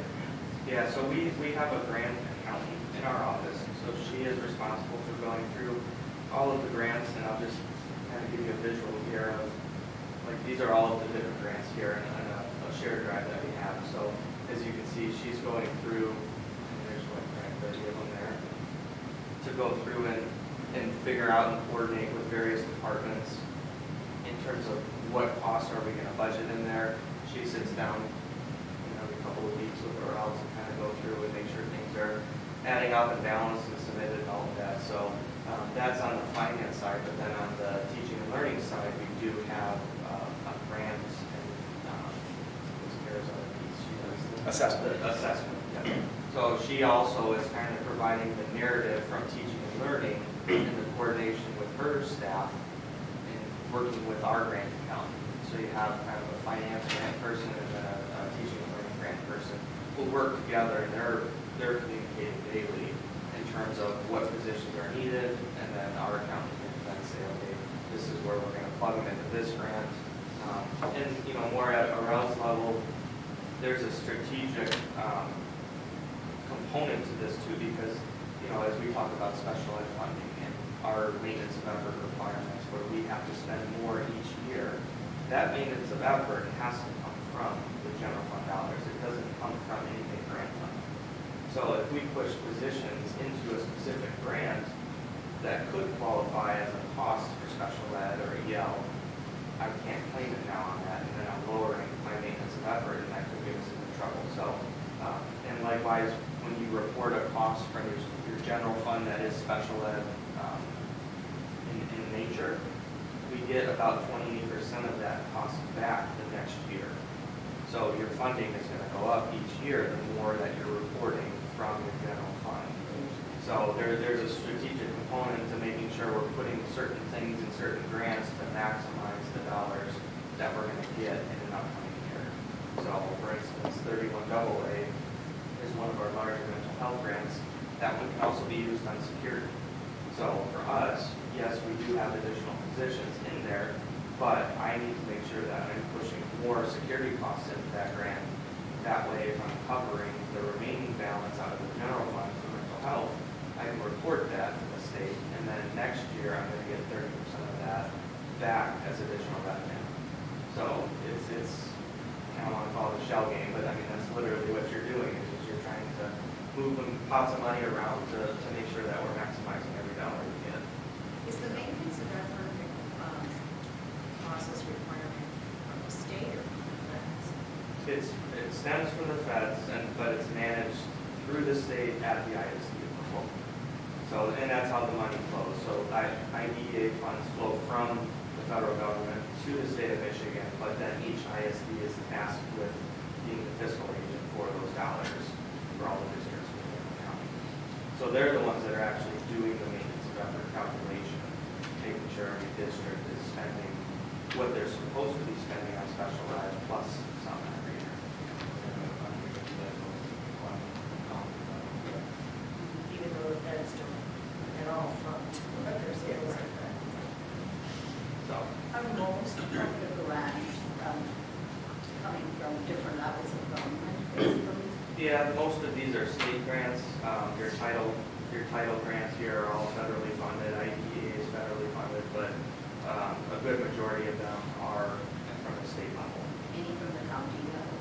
Yeah, we do. So within our CTE program, we do get some, about 47 grand a year. ISD. Yep. There has been a significant push over the course of the last 4 years at the state level to move funding into categoricals against our better judgment. And we have been pushing back and saying, no, don't put it in grants, put it in the foundation allowance. So there's a good chance that at the state level, we could start to see more of this funding flow back into the foundation. That's our goal, is we're going to continue to push for that. Because it just, I mean, we're having to employ individuals to keep track of these grants. And it's counterintuitive here. Right. You know, the state wants us to be more efficient, yet we're having to pay more in order to capture the dollars that are supposed to be there for us. It doesn't make any sense. So this here is what they call a state aid status report. So you can go to the state's website, look up any district in the state, and it's going to tell you exactly what funding they're getting from the state of Michigan. So in this case, at the very top here, that's that final audited number there, that 12,272 FTE, and then you have your foundation allowance here. So that's where these are all considered the categorical. So you know your top few here are the primary drivers of the foundation. Then you have all these other at-risk funding, CTE, transportation.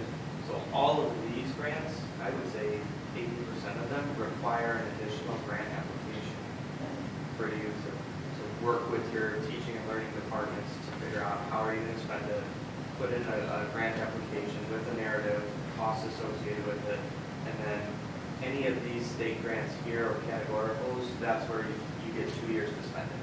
So we get this year to spend it. If we don't spend it by the end of June, we have 1 additional year to spend it. So that's where all those carryovers come into play. Dan, could you show me how you got to this? I'm assuming this is online. If you just Google MDE, state aid status report. MDE state aid. Yeah. And And then- I'm assuming, like all grants, that reporting requirements can be read purposes. Yeah. We all have their own requirements. Yeah, every grant essentially has some type of report. The federal grants have a final expenditure report that you have to submit. The state likes it. No, on,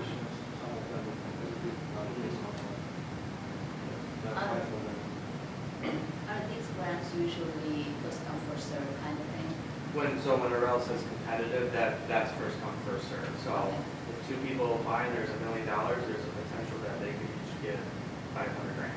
Okay. So that they are competitive. 31 AA is a competitive grant. So that's a sizable dollar amount that you have to apply for. And if you don't, I mean, in our district, it's 1.4 million this year. It was previously almost $3 million. If you don't apply for it, you don't get it. So And in the current House budget, the 31 AA is 350 something million, I think it is. It's back to the original amount, which is good news for us because that's over $3 million for us that we will be applying for. yeah, and that would be like another 1.5 million added to these projections that isn't there right now. But on the positive side, our district being the size it is and have the members to apply for these grants, we have an advantage over maybe smaller districts. What? Every day there's more and more Hunting for grants that grants. they're finding, so. Okay, that's perfect. But it's still not. Yeah, it is not. No, It's not an I efficient agree. system, especially for small districts that don't have the resources. Small districts lose out. They're the ones who need it. Right, right, exactly. Well, and even for a district like us to have the edge in the inside of all the grants and there's some people who have in certain situations are not. It doesn't cost me more money to show that I'm using it. Yeah, we do have, I don't attend everyone, but I know where else there with our grant account and teaching and learning, but there's monthly grant meetings, sometimes more often if needed, depending on the time of year, but it's just a constant collaboration of what grant is there, what can we apply for as a district. Some grants you can supplant with, where if we have a general fund cost that we can push into a grant, we're going to do it. Others are purely supplemental in nature, where you have to add additional positions like we did with the ESSER fund. So, and a lot of it is just need-based too. That's where you're relying on the buildings and staffs to tell us these are the supports we need. Okay, if that's the case, let us go out and see if there's a grant applicable for it. There's a lot of databases and repositories now that we can search for grants. We got a filter first grant to get us up to par with the state's incoming legislation on water filters. That's a $600,000 grant. So that's going to be used over the next couple of years. We have an architectural firm right now looking at all of our water fountains. And once we get that set, then there's going to be a process to start updating them all. So there's additional funding for EV buses coming. We ordered the 2, should be here in October. We're going to prep the bus yard for full approval. So we're looking at right now applying for 2 additional ones. The state's going to pay for them, and then that'll give us a total of 4, but we want the infrastructure set right now as well. So there seems to be a grant for everything these days. So. Dan, how much more do you have to do? I just want to be sensitive to the time, we're at 11 o'clock. Hard to stop, so. Yeah, we'll jump through. So this is the projection base. So again, when we look at kind of over the next 2 years, we're comfortable through our conversations about attrition internally and restructuring some of the staffing levels at the various buildings. We're comfortable to where we can get to a point where next year we're looking at around a $2.5 million use of fund balance. So that net effect there you can see is our fund balance will be just under 15.5%. So again, just above that 15% mark. And then doing probably one more year of looking at that same type of philosophy into the 26-27 school year, reducing that use of fund balance down to about $660,000 for that year. What's the 1.4 million transfer in? Yep. So we'll jump into that. You have another sheet that was passed out. Got like a schedule of transfers there. So what this is we have various other funds that generate revenue, and those are partnerships we have internally with various departments as to how can we help generate some revenue for the general fund. So looking at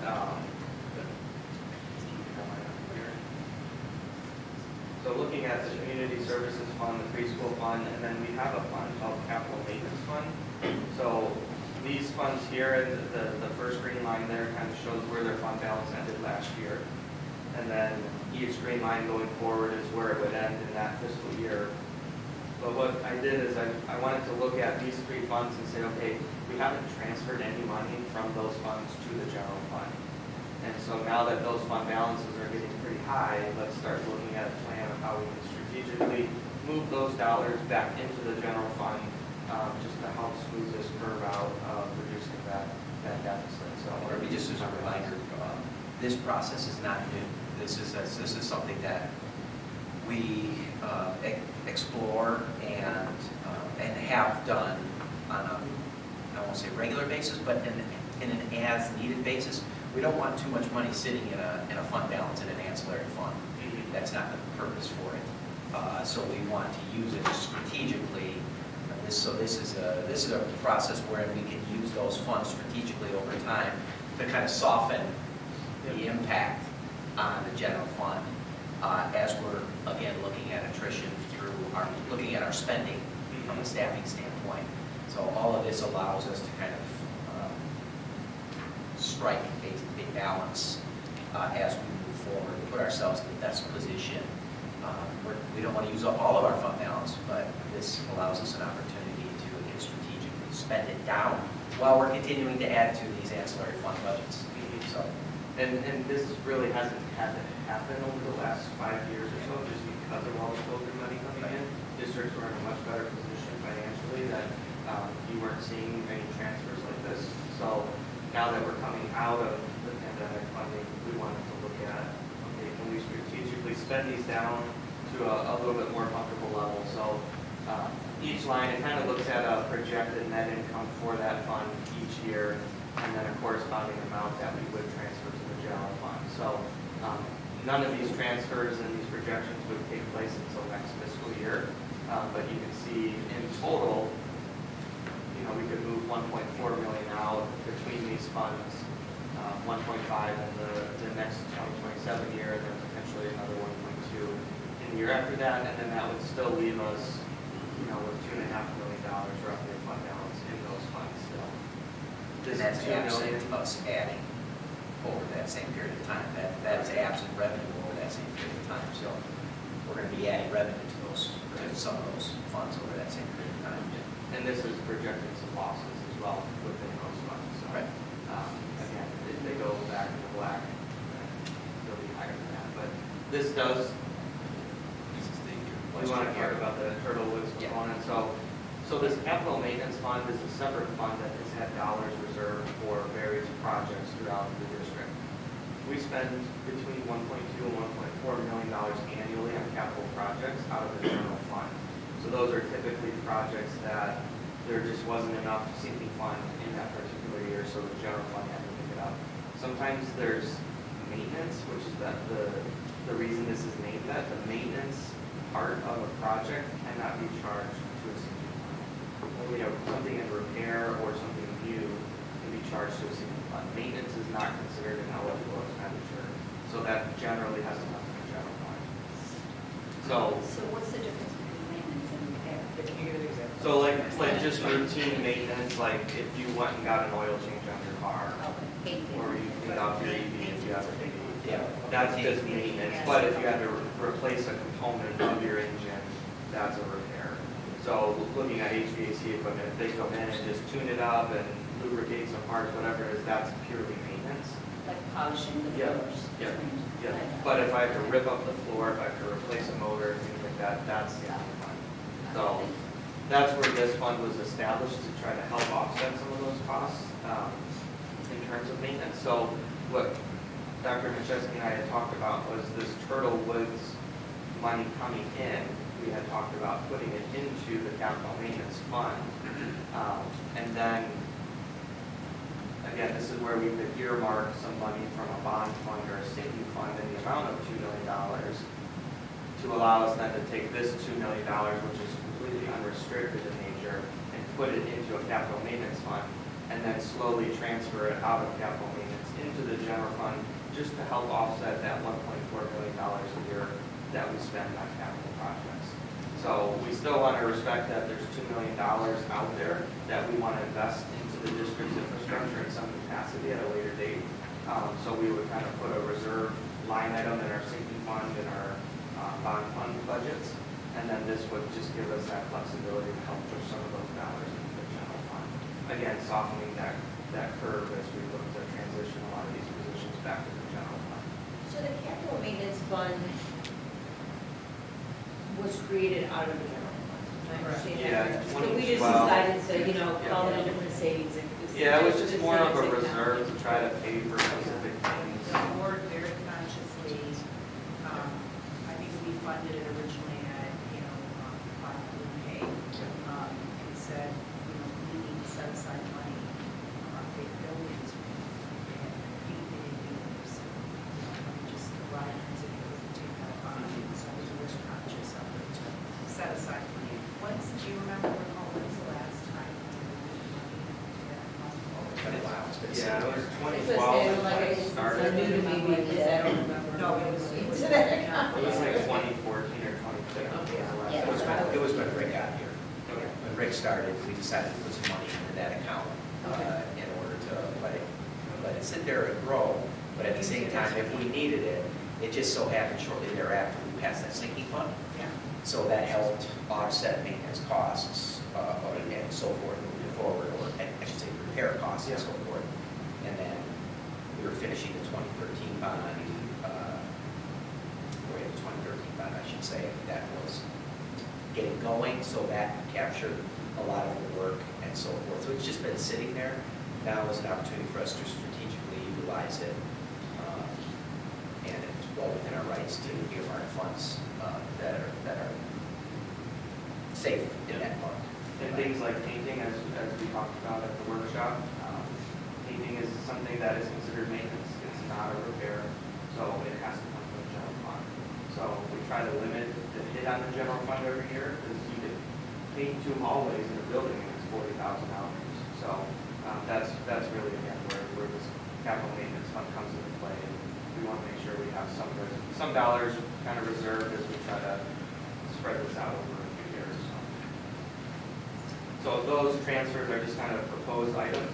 Obviously, we would monitor how we're doing through our planning process into next year. And then as we do an amendment next year on the general fund, then we could select a specific amount that we feel kind of meets our need at that point in time.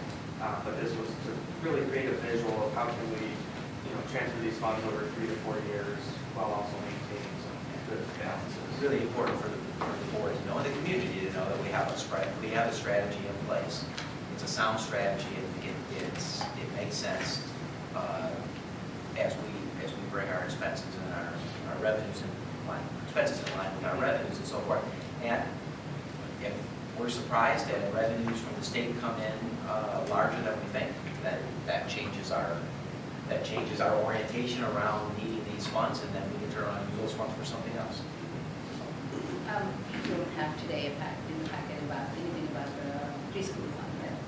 It was in there, yeah. Oh, do you anticipate changes, because it's potentially could go from tuition to funding from the state? It's really just shifting on the budget From document the there. local Instead of to the- local, it just goes to state. You think it will be very similar, the funding that's coming from the state? For next year?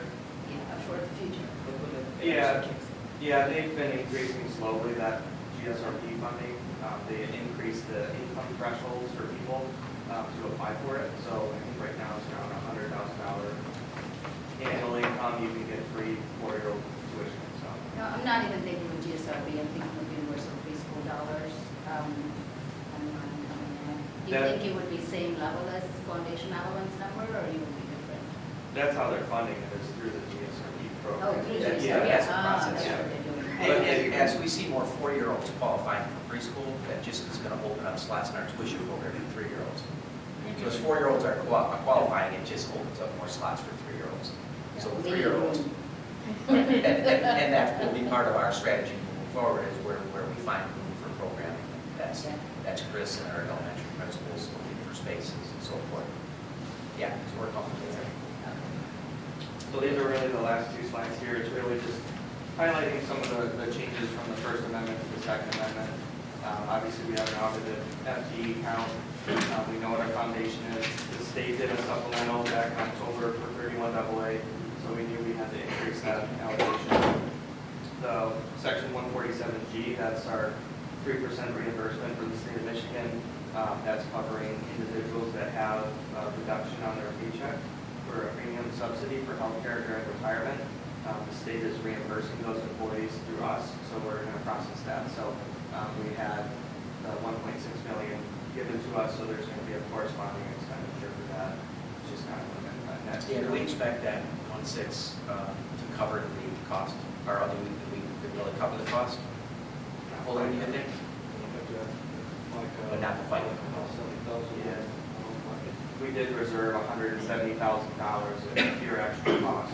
I think it's important to know that here the state made a decision to reimburse employees, which is great, but they didn't give us enough money to fully cover it. So it's just another example of where, it's a small example, but it's another example of where that fund balance is, where you really need to make sure you've got that reserve for situations like this, as an example. And then on the expenditure side, again, as we went through and looked at all of our staffing and lane adjustments that might happen mid-year, we went through all of the schedules C and B's in detail, finding out all of the specific costs that are associated with those. And then obviously grants, now that allocations are fully awarded and applications submitted, everything wants to add up, so revenues equals expenditures, so all of that is part of that. And then the GASB, so that was an entry that we had to record last year. As part of an implementation for accounting standards, there was a matching revenue index for that, so again, that just nets out to 0. So just lastly, when we think about options that we have as collectively as a board and as an administrative team to address shifts within our budget.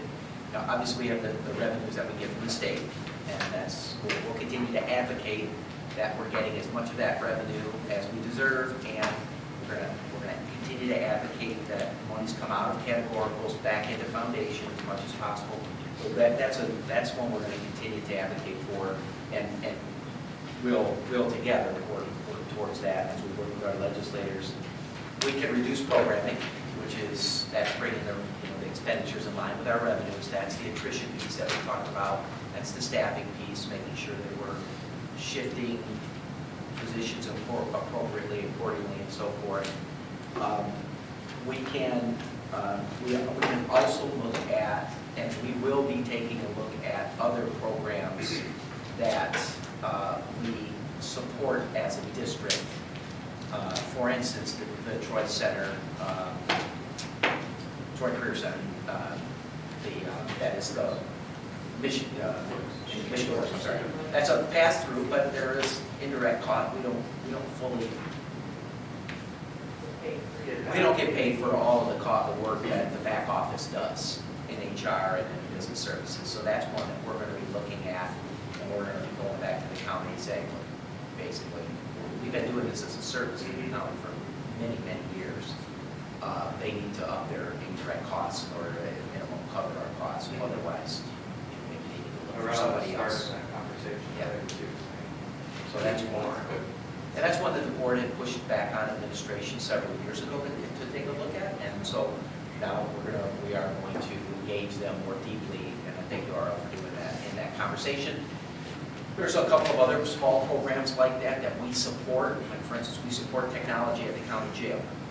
Most people don't know that. But our technology department supports technology at the county jail.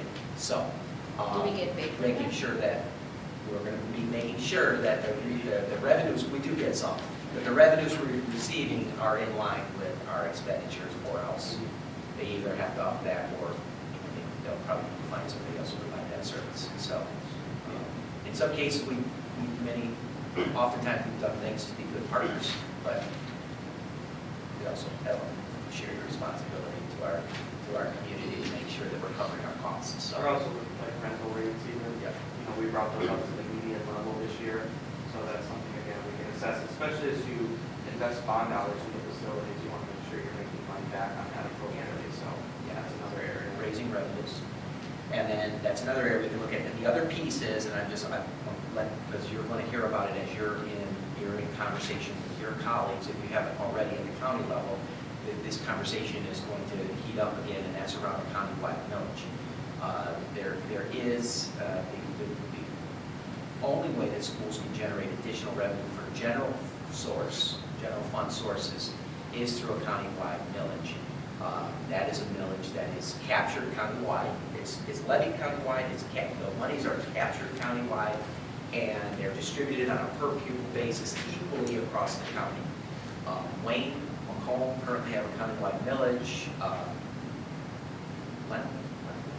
Livingston, Warren, Jackson, Kent have countywide millages. So you're likely to hear that from your colleagues across the county. And the superintendents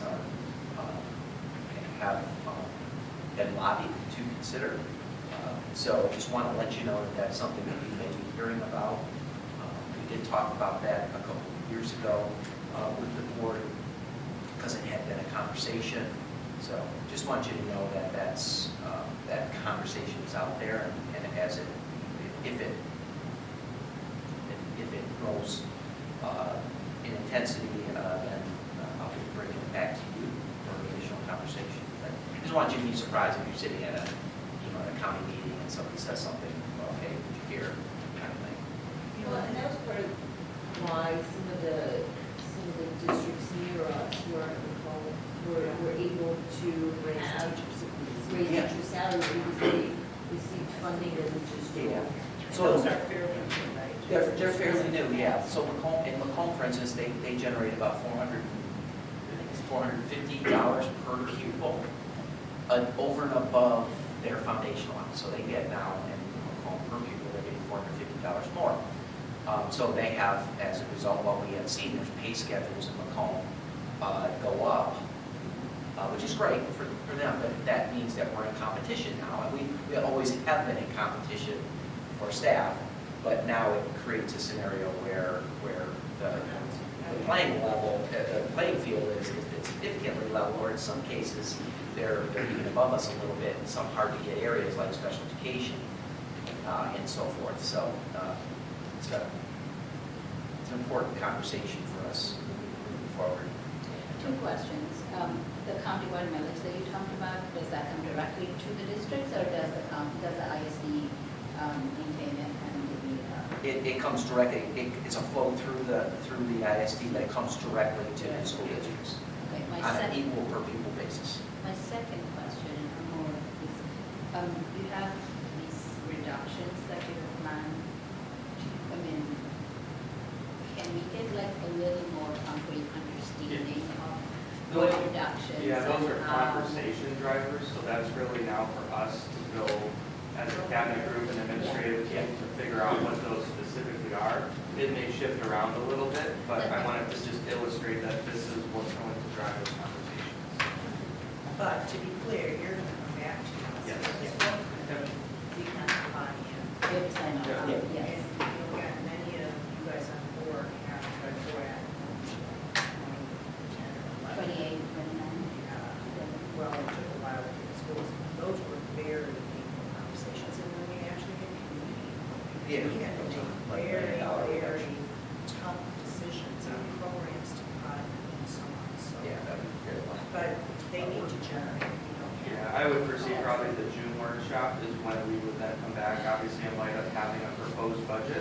Then we could go into detail of that, and then likewise, we would have those more detailed projections that we can. We'll know what our staffing needs are then, and we'll know what our retirements are, we'll have some more clarity around funding and so forth, so you can look at the back of it.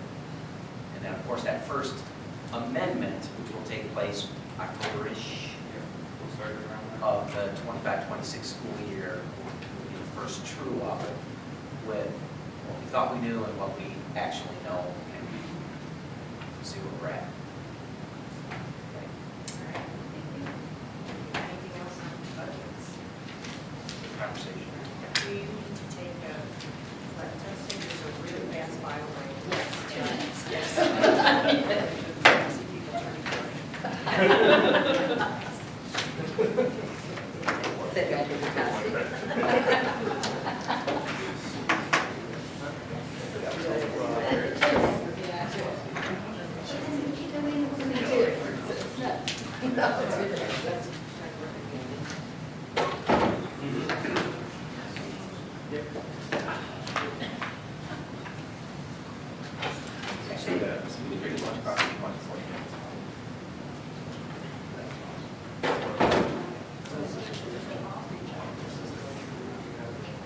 Okay.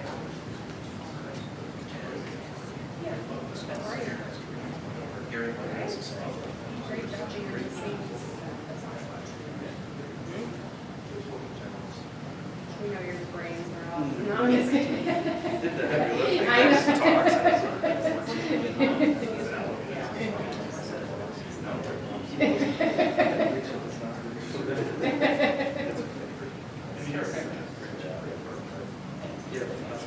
Good to see you, Earl. Thanks for being here.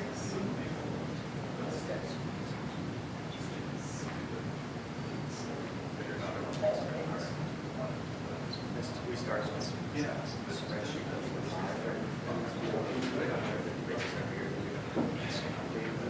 It's got 40 tabs. It's all applicable, so like you can jump around each tab and then that's what it's here for race. Teaching marketing, it's all kinds of costs, and then it generates like graphs for it's work from. So rather than provision this way. It says something very different from what she did. Over the years, they just, sometimes the board's probably changed its narrow charts, and it's changed to our policy. And it has come up because that was a question. So now we they have some policy. And board policy says we have to keep for the principal. It's there. It's a teacher. The rules of the review. They have to see it. So it's twice. Yeah, it's And that's what it's a policy. It's a process. So just clear. We have that. I'm tracking.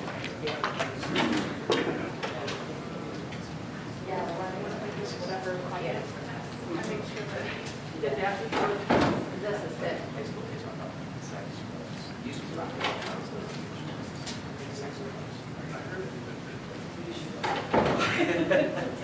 That's true too.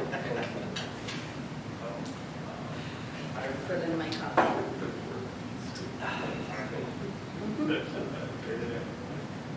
Yep.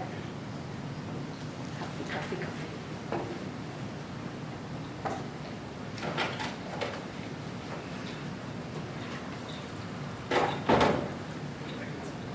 You two are more dedicated than we are. You have been happy here and you are here. Come We to appreciate watch it. it and appreciate the Thank advocacy you. that you do for the community. No, you are doing. We're just, Yes. Thank you. I texted him, I'm like, are you gonna be here, like, do I have to go? Well, you guys have got now, audience are sharing.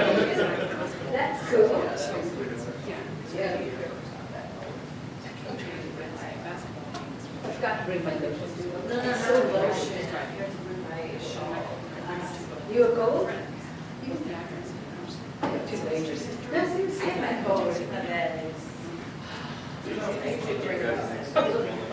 Yes. It started off being cold and now I'm warm. I know, when I fast. I know. From a short time, assessments have essentially increased by way of home sales, which are significant. So at the beginning of COVID, when I just got sworn in, we were starting to talk about Okay, budget with more cuts. taxes than back then. But then So we it's got lucky, on- because we got the COVID dollars, so we got the federal funding, and they're like, oh, they're doing That's it. the- You guys were elected just in time. Those conversations can never be fun, budget cuts. So, Our. So really, Not in my head, but- Oh, yeah, it's always good. got that whole here, and then that's. Yes, you're right. So it's really the increase in the way to review the 18 months, November. Yeah. But that was in place before, so there's been a significant increase in the number or assessed value of. It's always been each of them, but it's the first one, they go through a valuation process, so share values. Yeah. All right. There might be NHS. Oh, we have the last. Yeah, like all value of something like that. I forgot to. So any increase in property taxes, Yeah, they, it's bundled, it's bundled. yeah, it's that 6 years that we pay, Right, they yeah. did station taxes. Yeah, so that's for this, that's that. Well, no, we're gonna continue. So then, yeah, But that's, there's no. Into our next, kind of our final. Again, so he left. Why, so, but it was higher here. So our final agenda item, which I guess didn't actually make the agenda, but, as I mentioned at our last meeting, there was an interest in having a discussion with the board on the kind of data that we would like to see on a frequent basis in order to basically help us do our job and make our decisions. So we're going to open that up, and I know this was prompted because I know that our new board members they're taking the data from this MASB. And so we thought we would just have a discussion on interest in what kind of data, Rich can comment on what kind of data is already available. And then we decide if there is available data that we should be seeing regularly, as well as if there's need for data that we don't collect, what is the process by which we go about getting access to that data. So, and as everybody think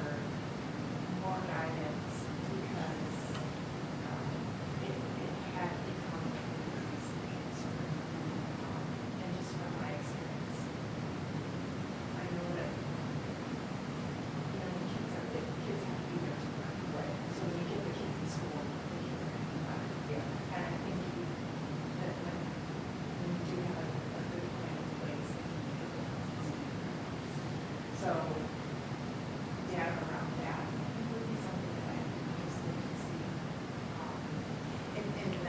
Would it be, is it attendance or is it chronic absenteeism? I think it's both. Yeah. Just want to know, like, if there's particular times of the year, days, attendance ebbs and flows, like maybe we should have called this number, that, but also chronic absenteeism, it typically impacts student achievement. And how high is that rate? Might we see that correlate? So that was an area that I really hadn't seen discussed it or used before, that I thought I would see. Or do you think like chronic absenteeism and as it relates to like behavioral issues or like what? No, Would be separate. Yeah, like Yeah. are you, It's, Like the so. kids are getting truancy letters, for instance, like So if 5 or more. if you're absent more than 10% of how many school days has happened that year, you're considered to be chronically absent. right, So what are those numbers? And then trying to take a deeper dive into what's behind those numbers. right, okay. Yeah. And then as a district, how can we, like, how can our district add and work to help support our plans and reduce the concerns? Is what I'm interested in. So I'll start with, that was one of the guys here. I know you had, so you're interested in as well. Yeah, no, and I mean, let's spend a couple minutes, because again, from our focus, and what you say makes sense, because again, our role is ultimately to understand what's going on in the district, so that when we're in these next budget discussions, we need to understand, are there resources, or are there supports, or are there, things that we need to be doing, in order to help. So, this notion of, is there a problem with chronic absenteeism? And what are the supports for that? I think would be valuable. And really, in some of this, it may be that when you see the data, it may be just keeping an eye on it, because you say, it isn't a big issue, really, it's specific, and that building needs to have this. Okay. Other thoughts?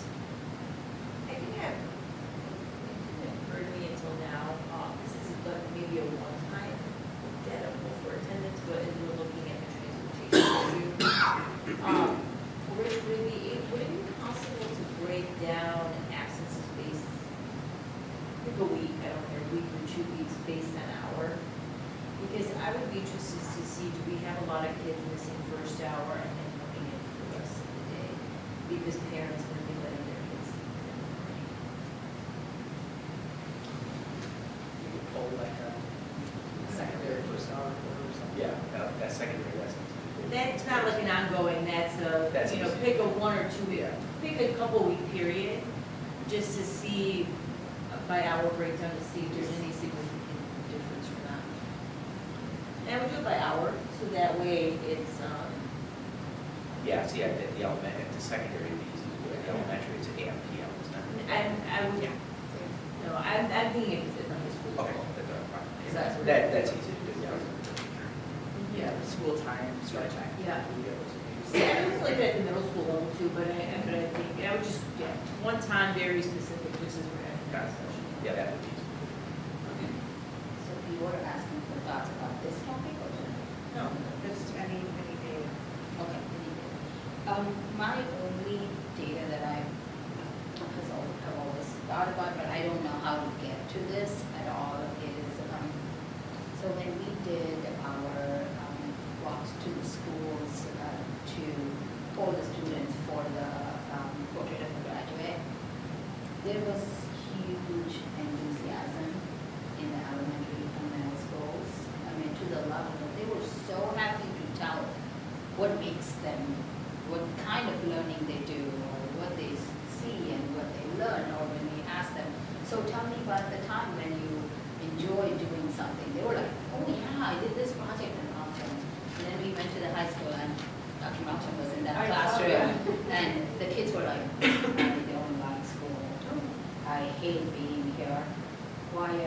asking me these questions. Remember? It was painful. It was very painful. And it was the case not just at Athens, actually it was the case at other schools as well.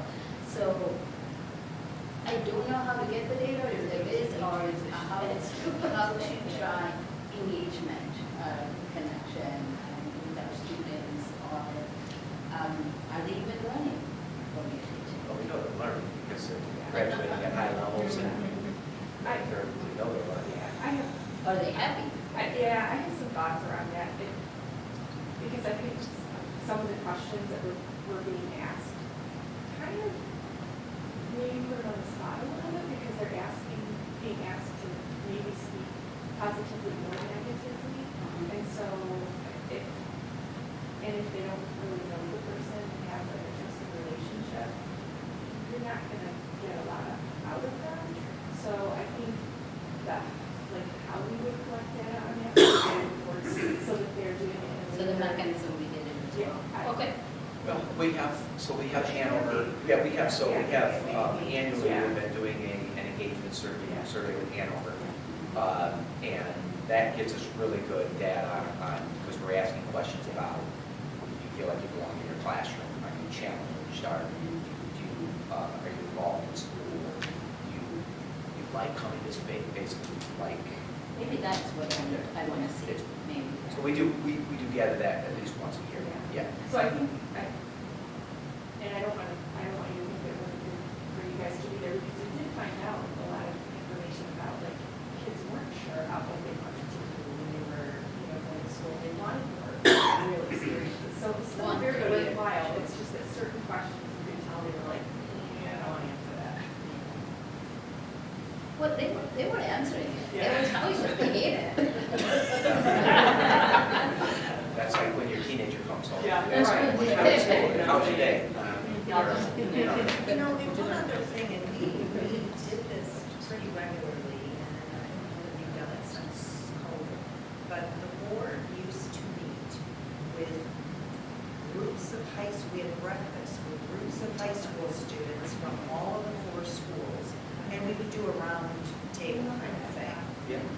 And that was so good to get kind of firsthand, and it wasn't, students weren't selected so that you just got all the superstars. It was always a nice mix of students. So that could also be an objective That's what for engagement, because, I heard some very good things. Remember feedback. Yeah, and we rotated amongst the high schools. That would be great. I think you're right, we stopped that around the COVID time, right, and then we just haven't been able to get back up and going, but if we could do one this spring, I mean, I hope that the principals like doing it. And the kids like it, Is it just a voluntary? I like breakfast. Whoever wants to sign up, or? We typically had asked the principals to it was all 4 of the high schools, we would meet at a building, we would bus them over, and we just asked them to pick a cross-section of students, so don't just take one class, but 9th to 12th grade, get a cross-section of kids. Like they're hand selected or different kids? No, like Yeah, yes. okay. But by hand selected, I mean finding students that represent different groups within the student, like you might have athletes, you might have some fine arts kids, you might have some dance students, like you try to get a nice cross-section, so it doesn't appear as if it is cherry picking. Right. So that you all can get a good sense for what various students' experiences are. And then what we did as a board is, we had some topics. So every board member had like a different, we didn't all ask the same questions. And so at one time we asked about food service, so tell us about your experience. Another time, we asked about start times. We asked about, around the bonds, kind of facilities. I remember very distinctly, the Athens kids continuing to say, we need windows.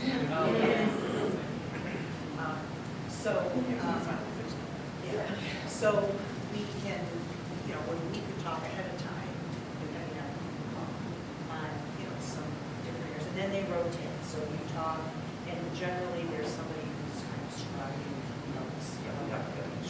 Yeah, yeah, Describe. yeah. So that's another way of trying to get a little bit of engagement beyond what we do. Works on that for the spring.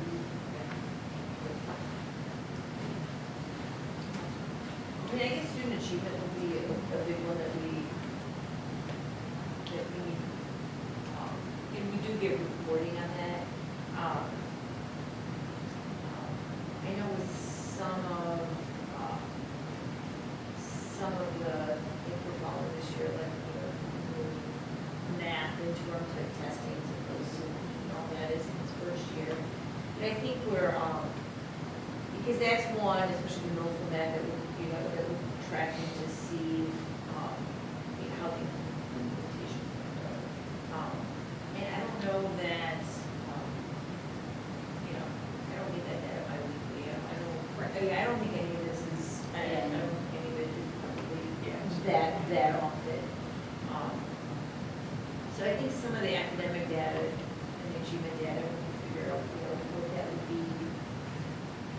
So what I like to, Maybe, quarterly at most, I would say, maybe bi-yearly. I mean, there's, And so dependent upon when data is actually Yeah. gathered.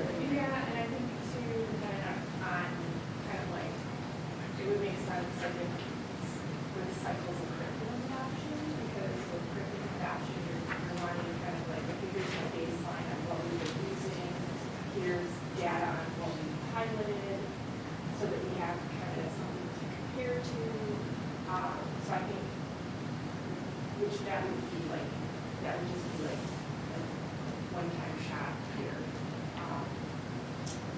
But I think, like you said, some ongoing stuff besides, kind of stuff, SAT, like what's going on with the EA with math. I'd like to see, I know County Lit has been piloted, so, Yep. like what's the data around that? Yep, And then around that. also trying to do some kind of looking at transitions. So right now it's really challenging because like at the elementary, we've got non-step, we've got some FNP data, but then when we go to the middle school, it's kind of like non-step carries over, but now we've got common lit. So even looking at what can we see from the FNP to common lit are what we're seeing here and what we're seeing here, like are they matching? Are we seeing like different levels? Yeah, like and then kind of same thing at the high school level. So that would be something that I would be interested in seeing as well. Well, MASB suggests too, in the data class, that they really come in class that showed like a graph. And it was core academic areas broken down by subgroup, and that's really important too, because you can look at an aggregate and be like, woo, raw yeah. But if we're not making sure we're hitting all of our kids, special ed, EL, economic disadvantage, our racial minority groups, so the graph is like core academics broken down by subgroups, and then national level assessment, state level assessment, and local level. And to look for, first of all, holes, like where do we not have enough data to make intelligent decisions? Like is it in subgroups or is it in the type of assessments we're using? And to then look over time and to look over like, did this curriculum change really make a difference? We wanted it to, or could have. So the county used to provide a lot of that information. They don't provide so much of that anymore in subgroup breakdowns anymore, but we're starting to gather that ourselves now. Carrie, we use working that. on that. We use that subgroup information, but we can tell you that this district closed gaps in subgroups. And that was a very conscious decision, to expend resources, more resources, to do that. One of the things that I would suggest, you guys obviously are just engineers, and some of these assessments just we get education. But, if you've seen the letters I've been writing to people in the community, they're asking about the curriculum change, which gave me the list. That's the data that we have. And so in May workshop, will get a bit of an education for those of us who are not educators, to understand, what is, what is the NWEA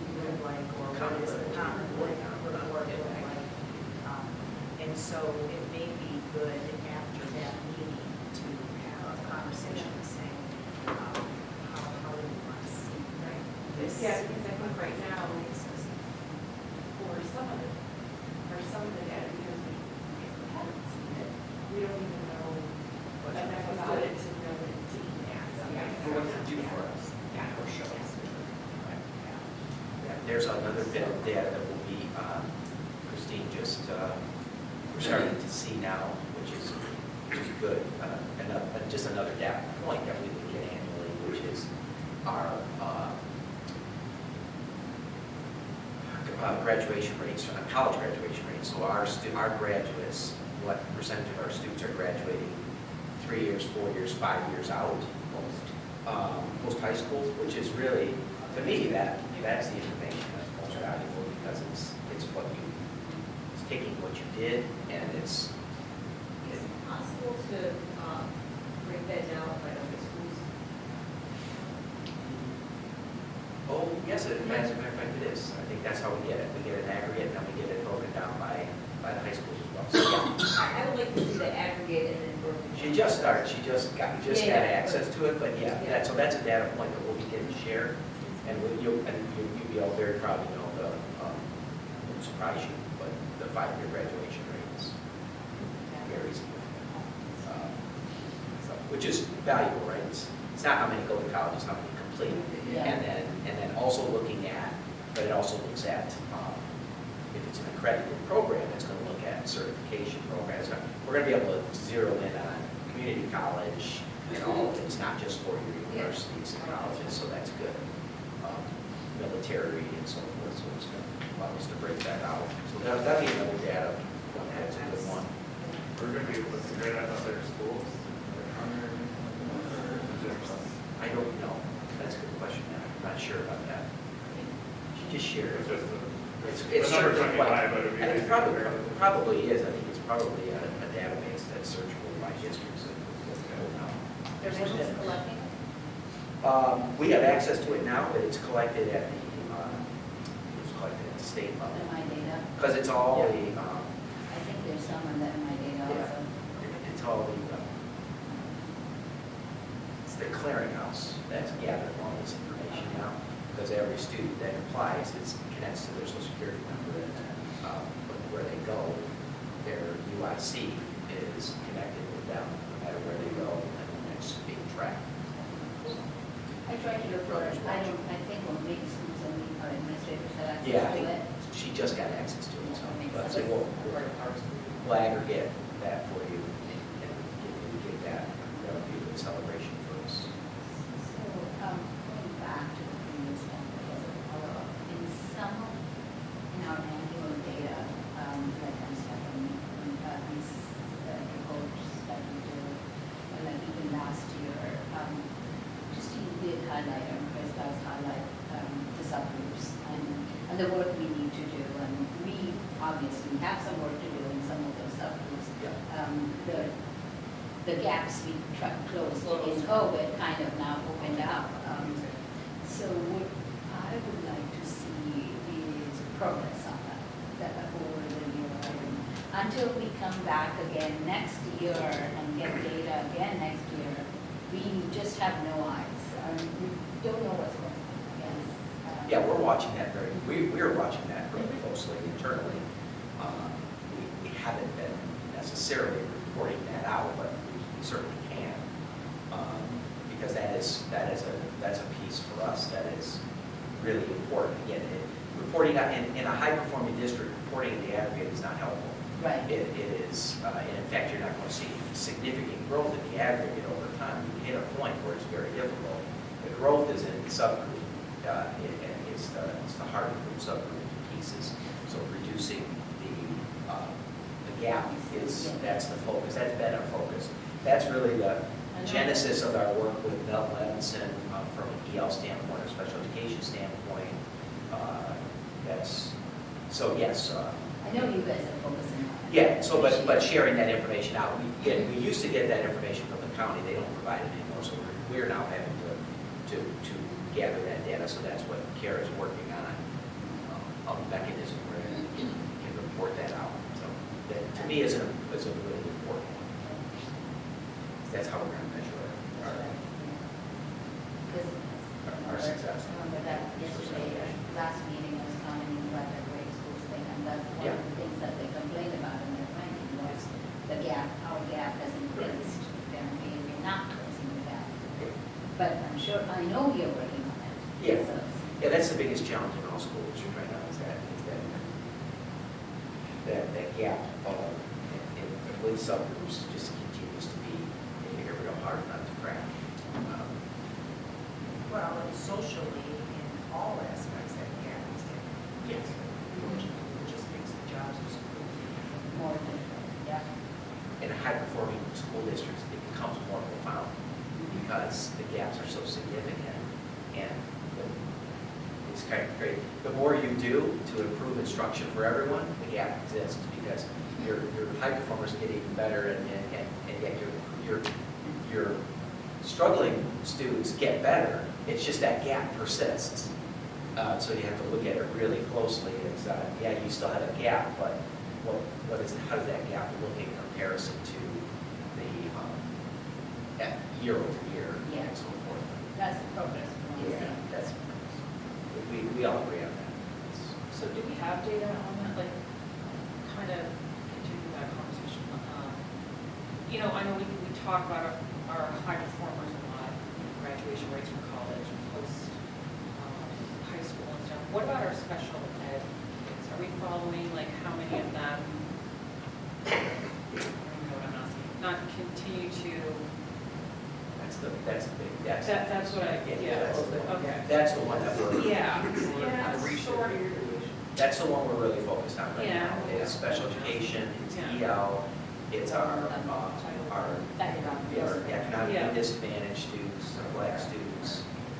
Those are the students that we're, the subgroups that we're focusing in on, to be very blunt, because those are the groups that we have seen the least challenging moving.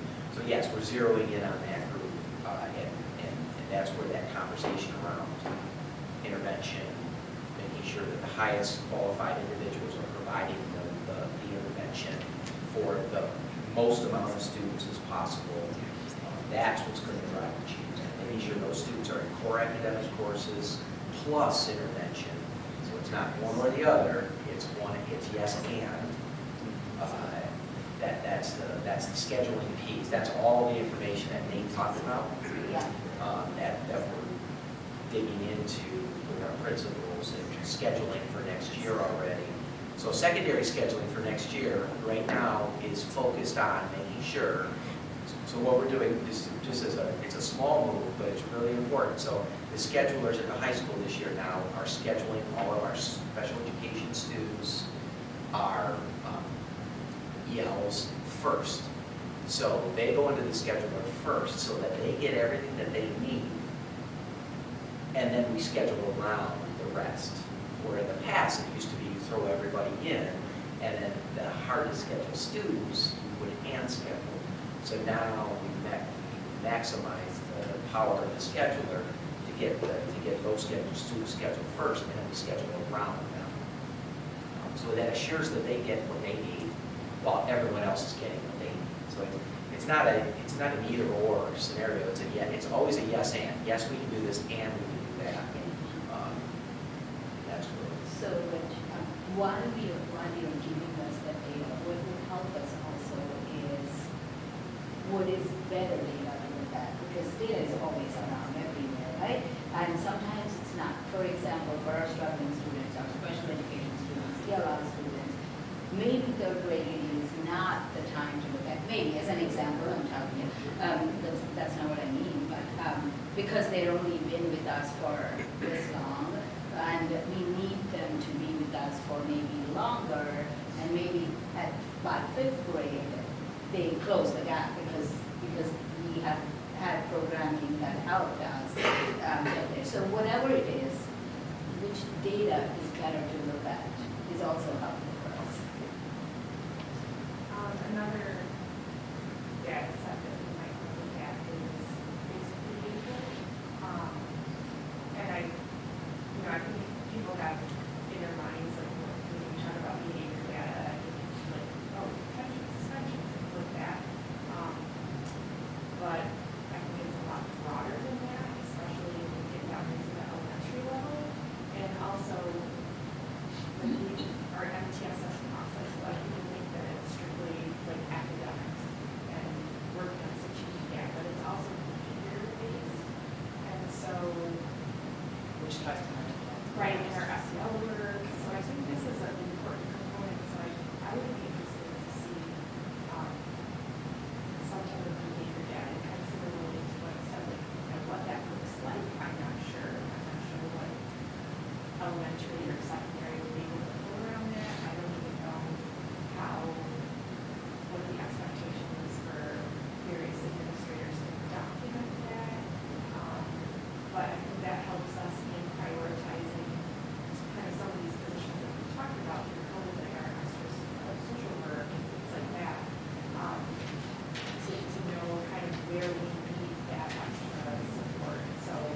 documented, all that has to be documented.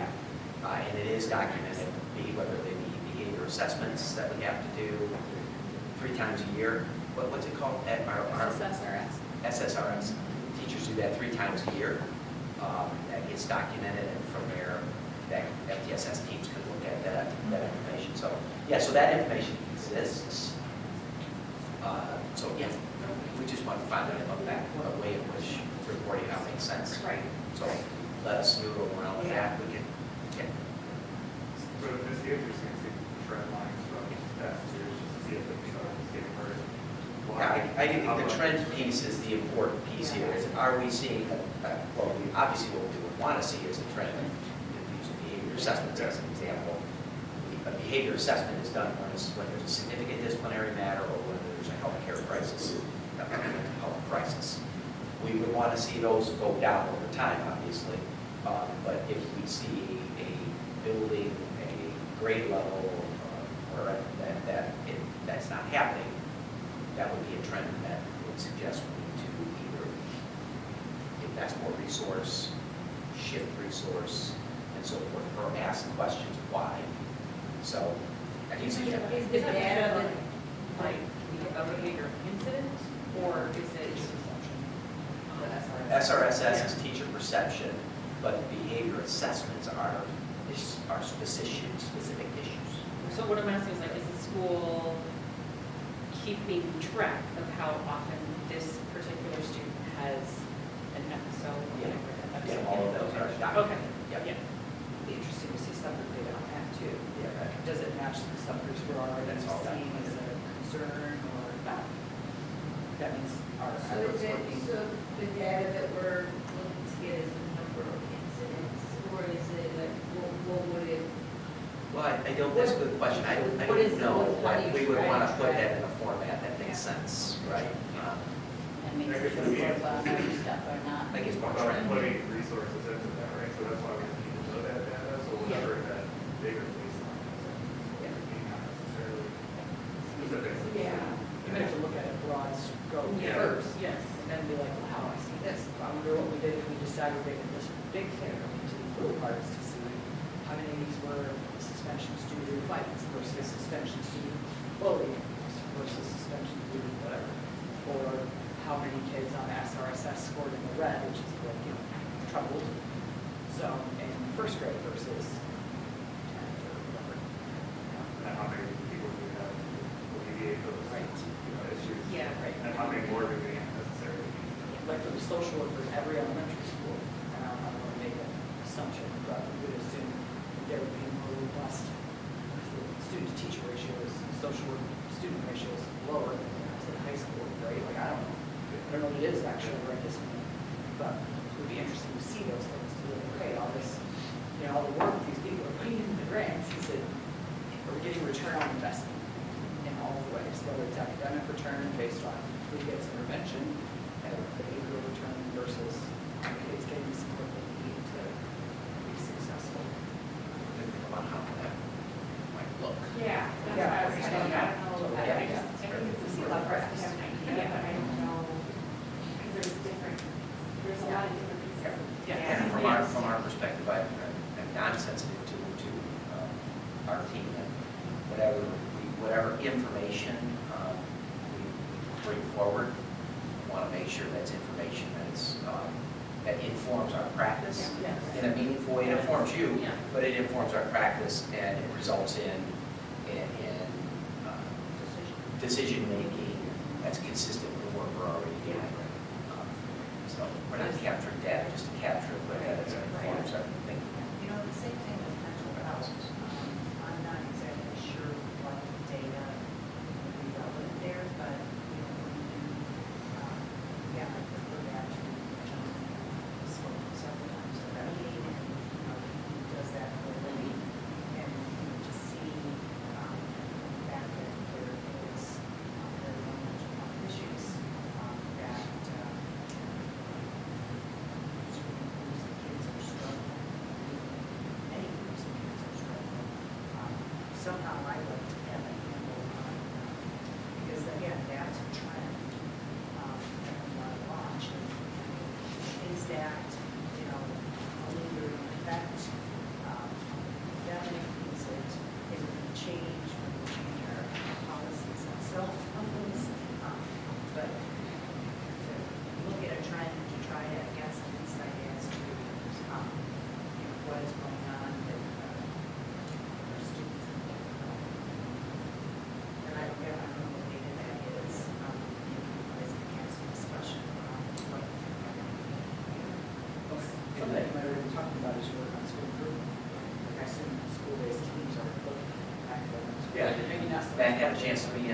conversation around with the school improvement team right here. Yeah. And I know they shared some data that they're looking at, so.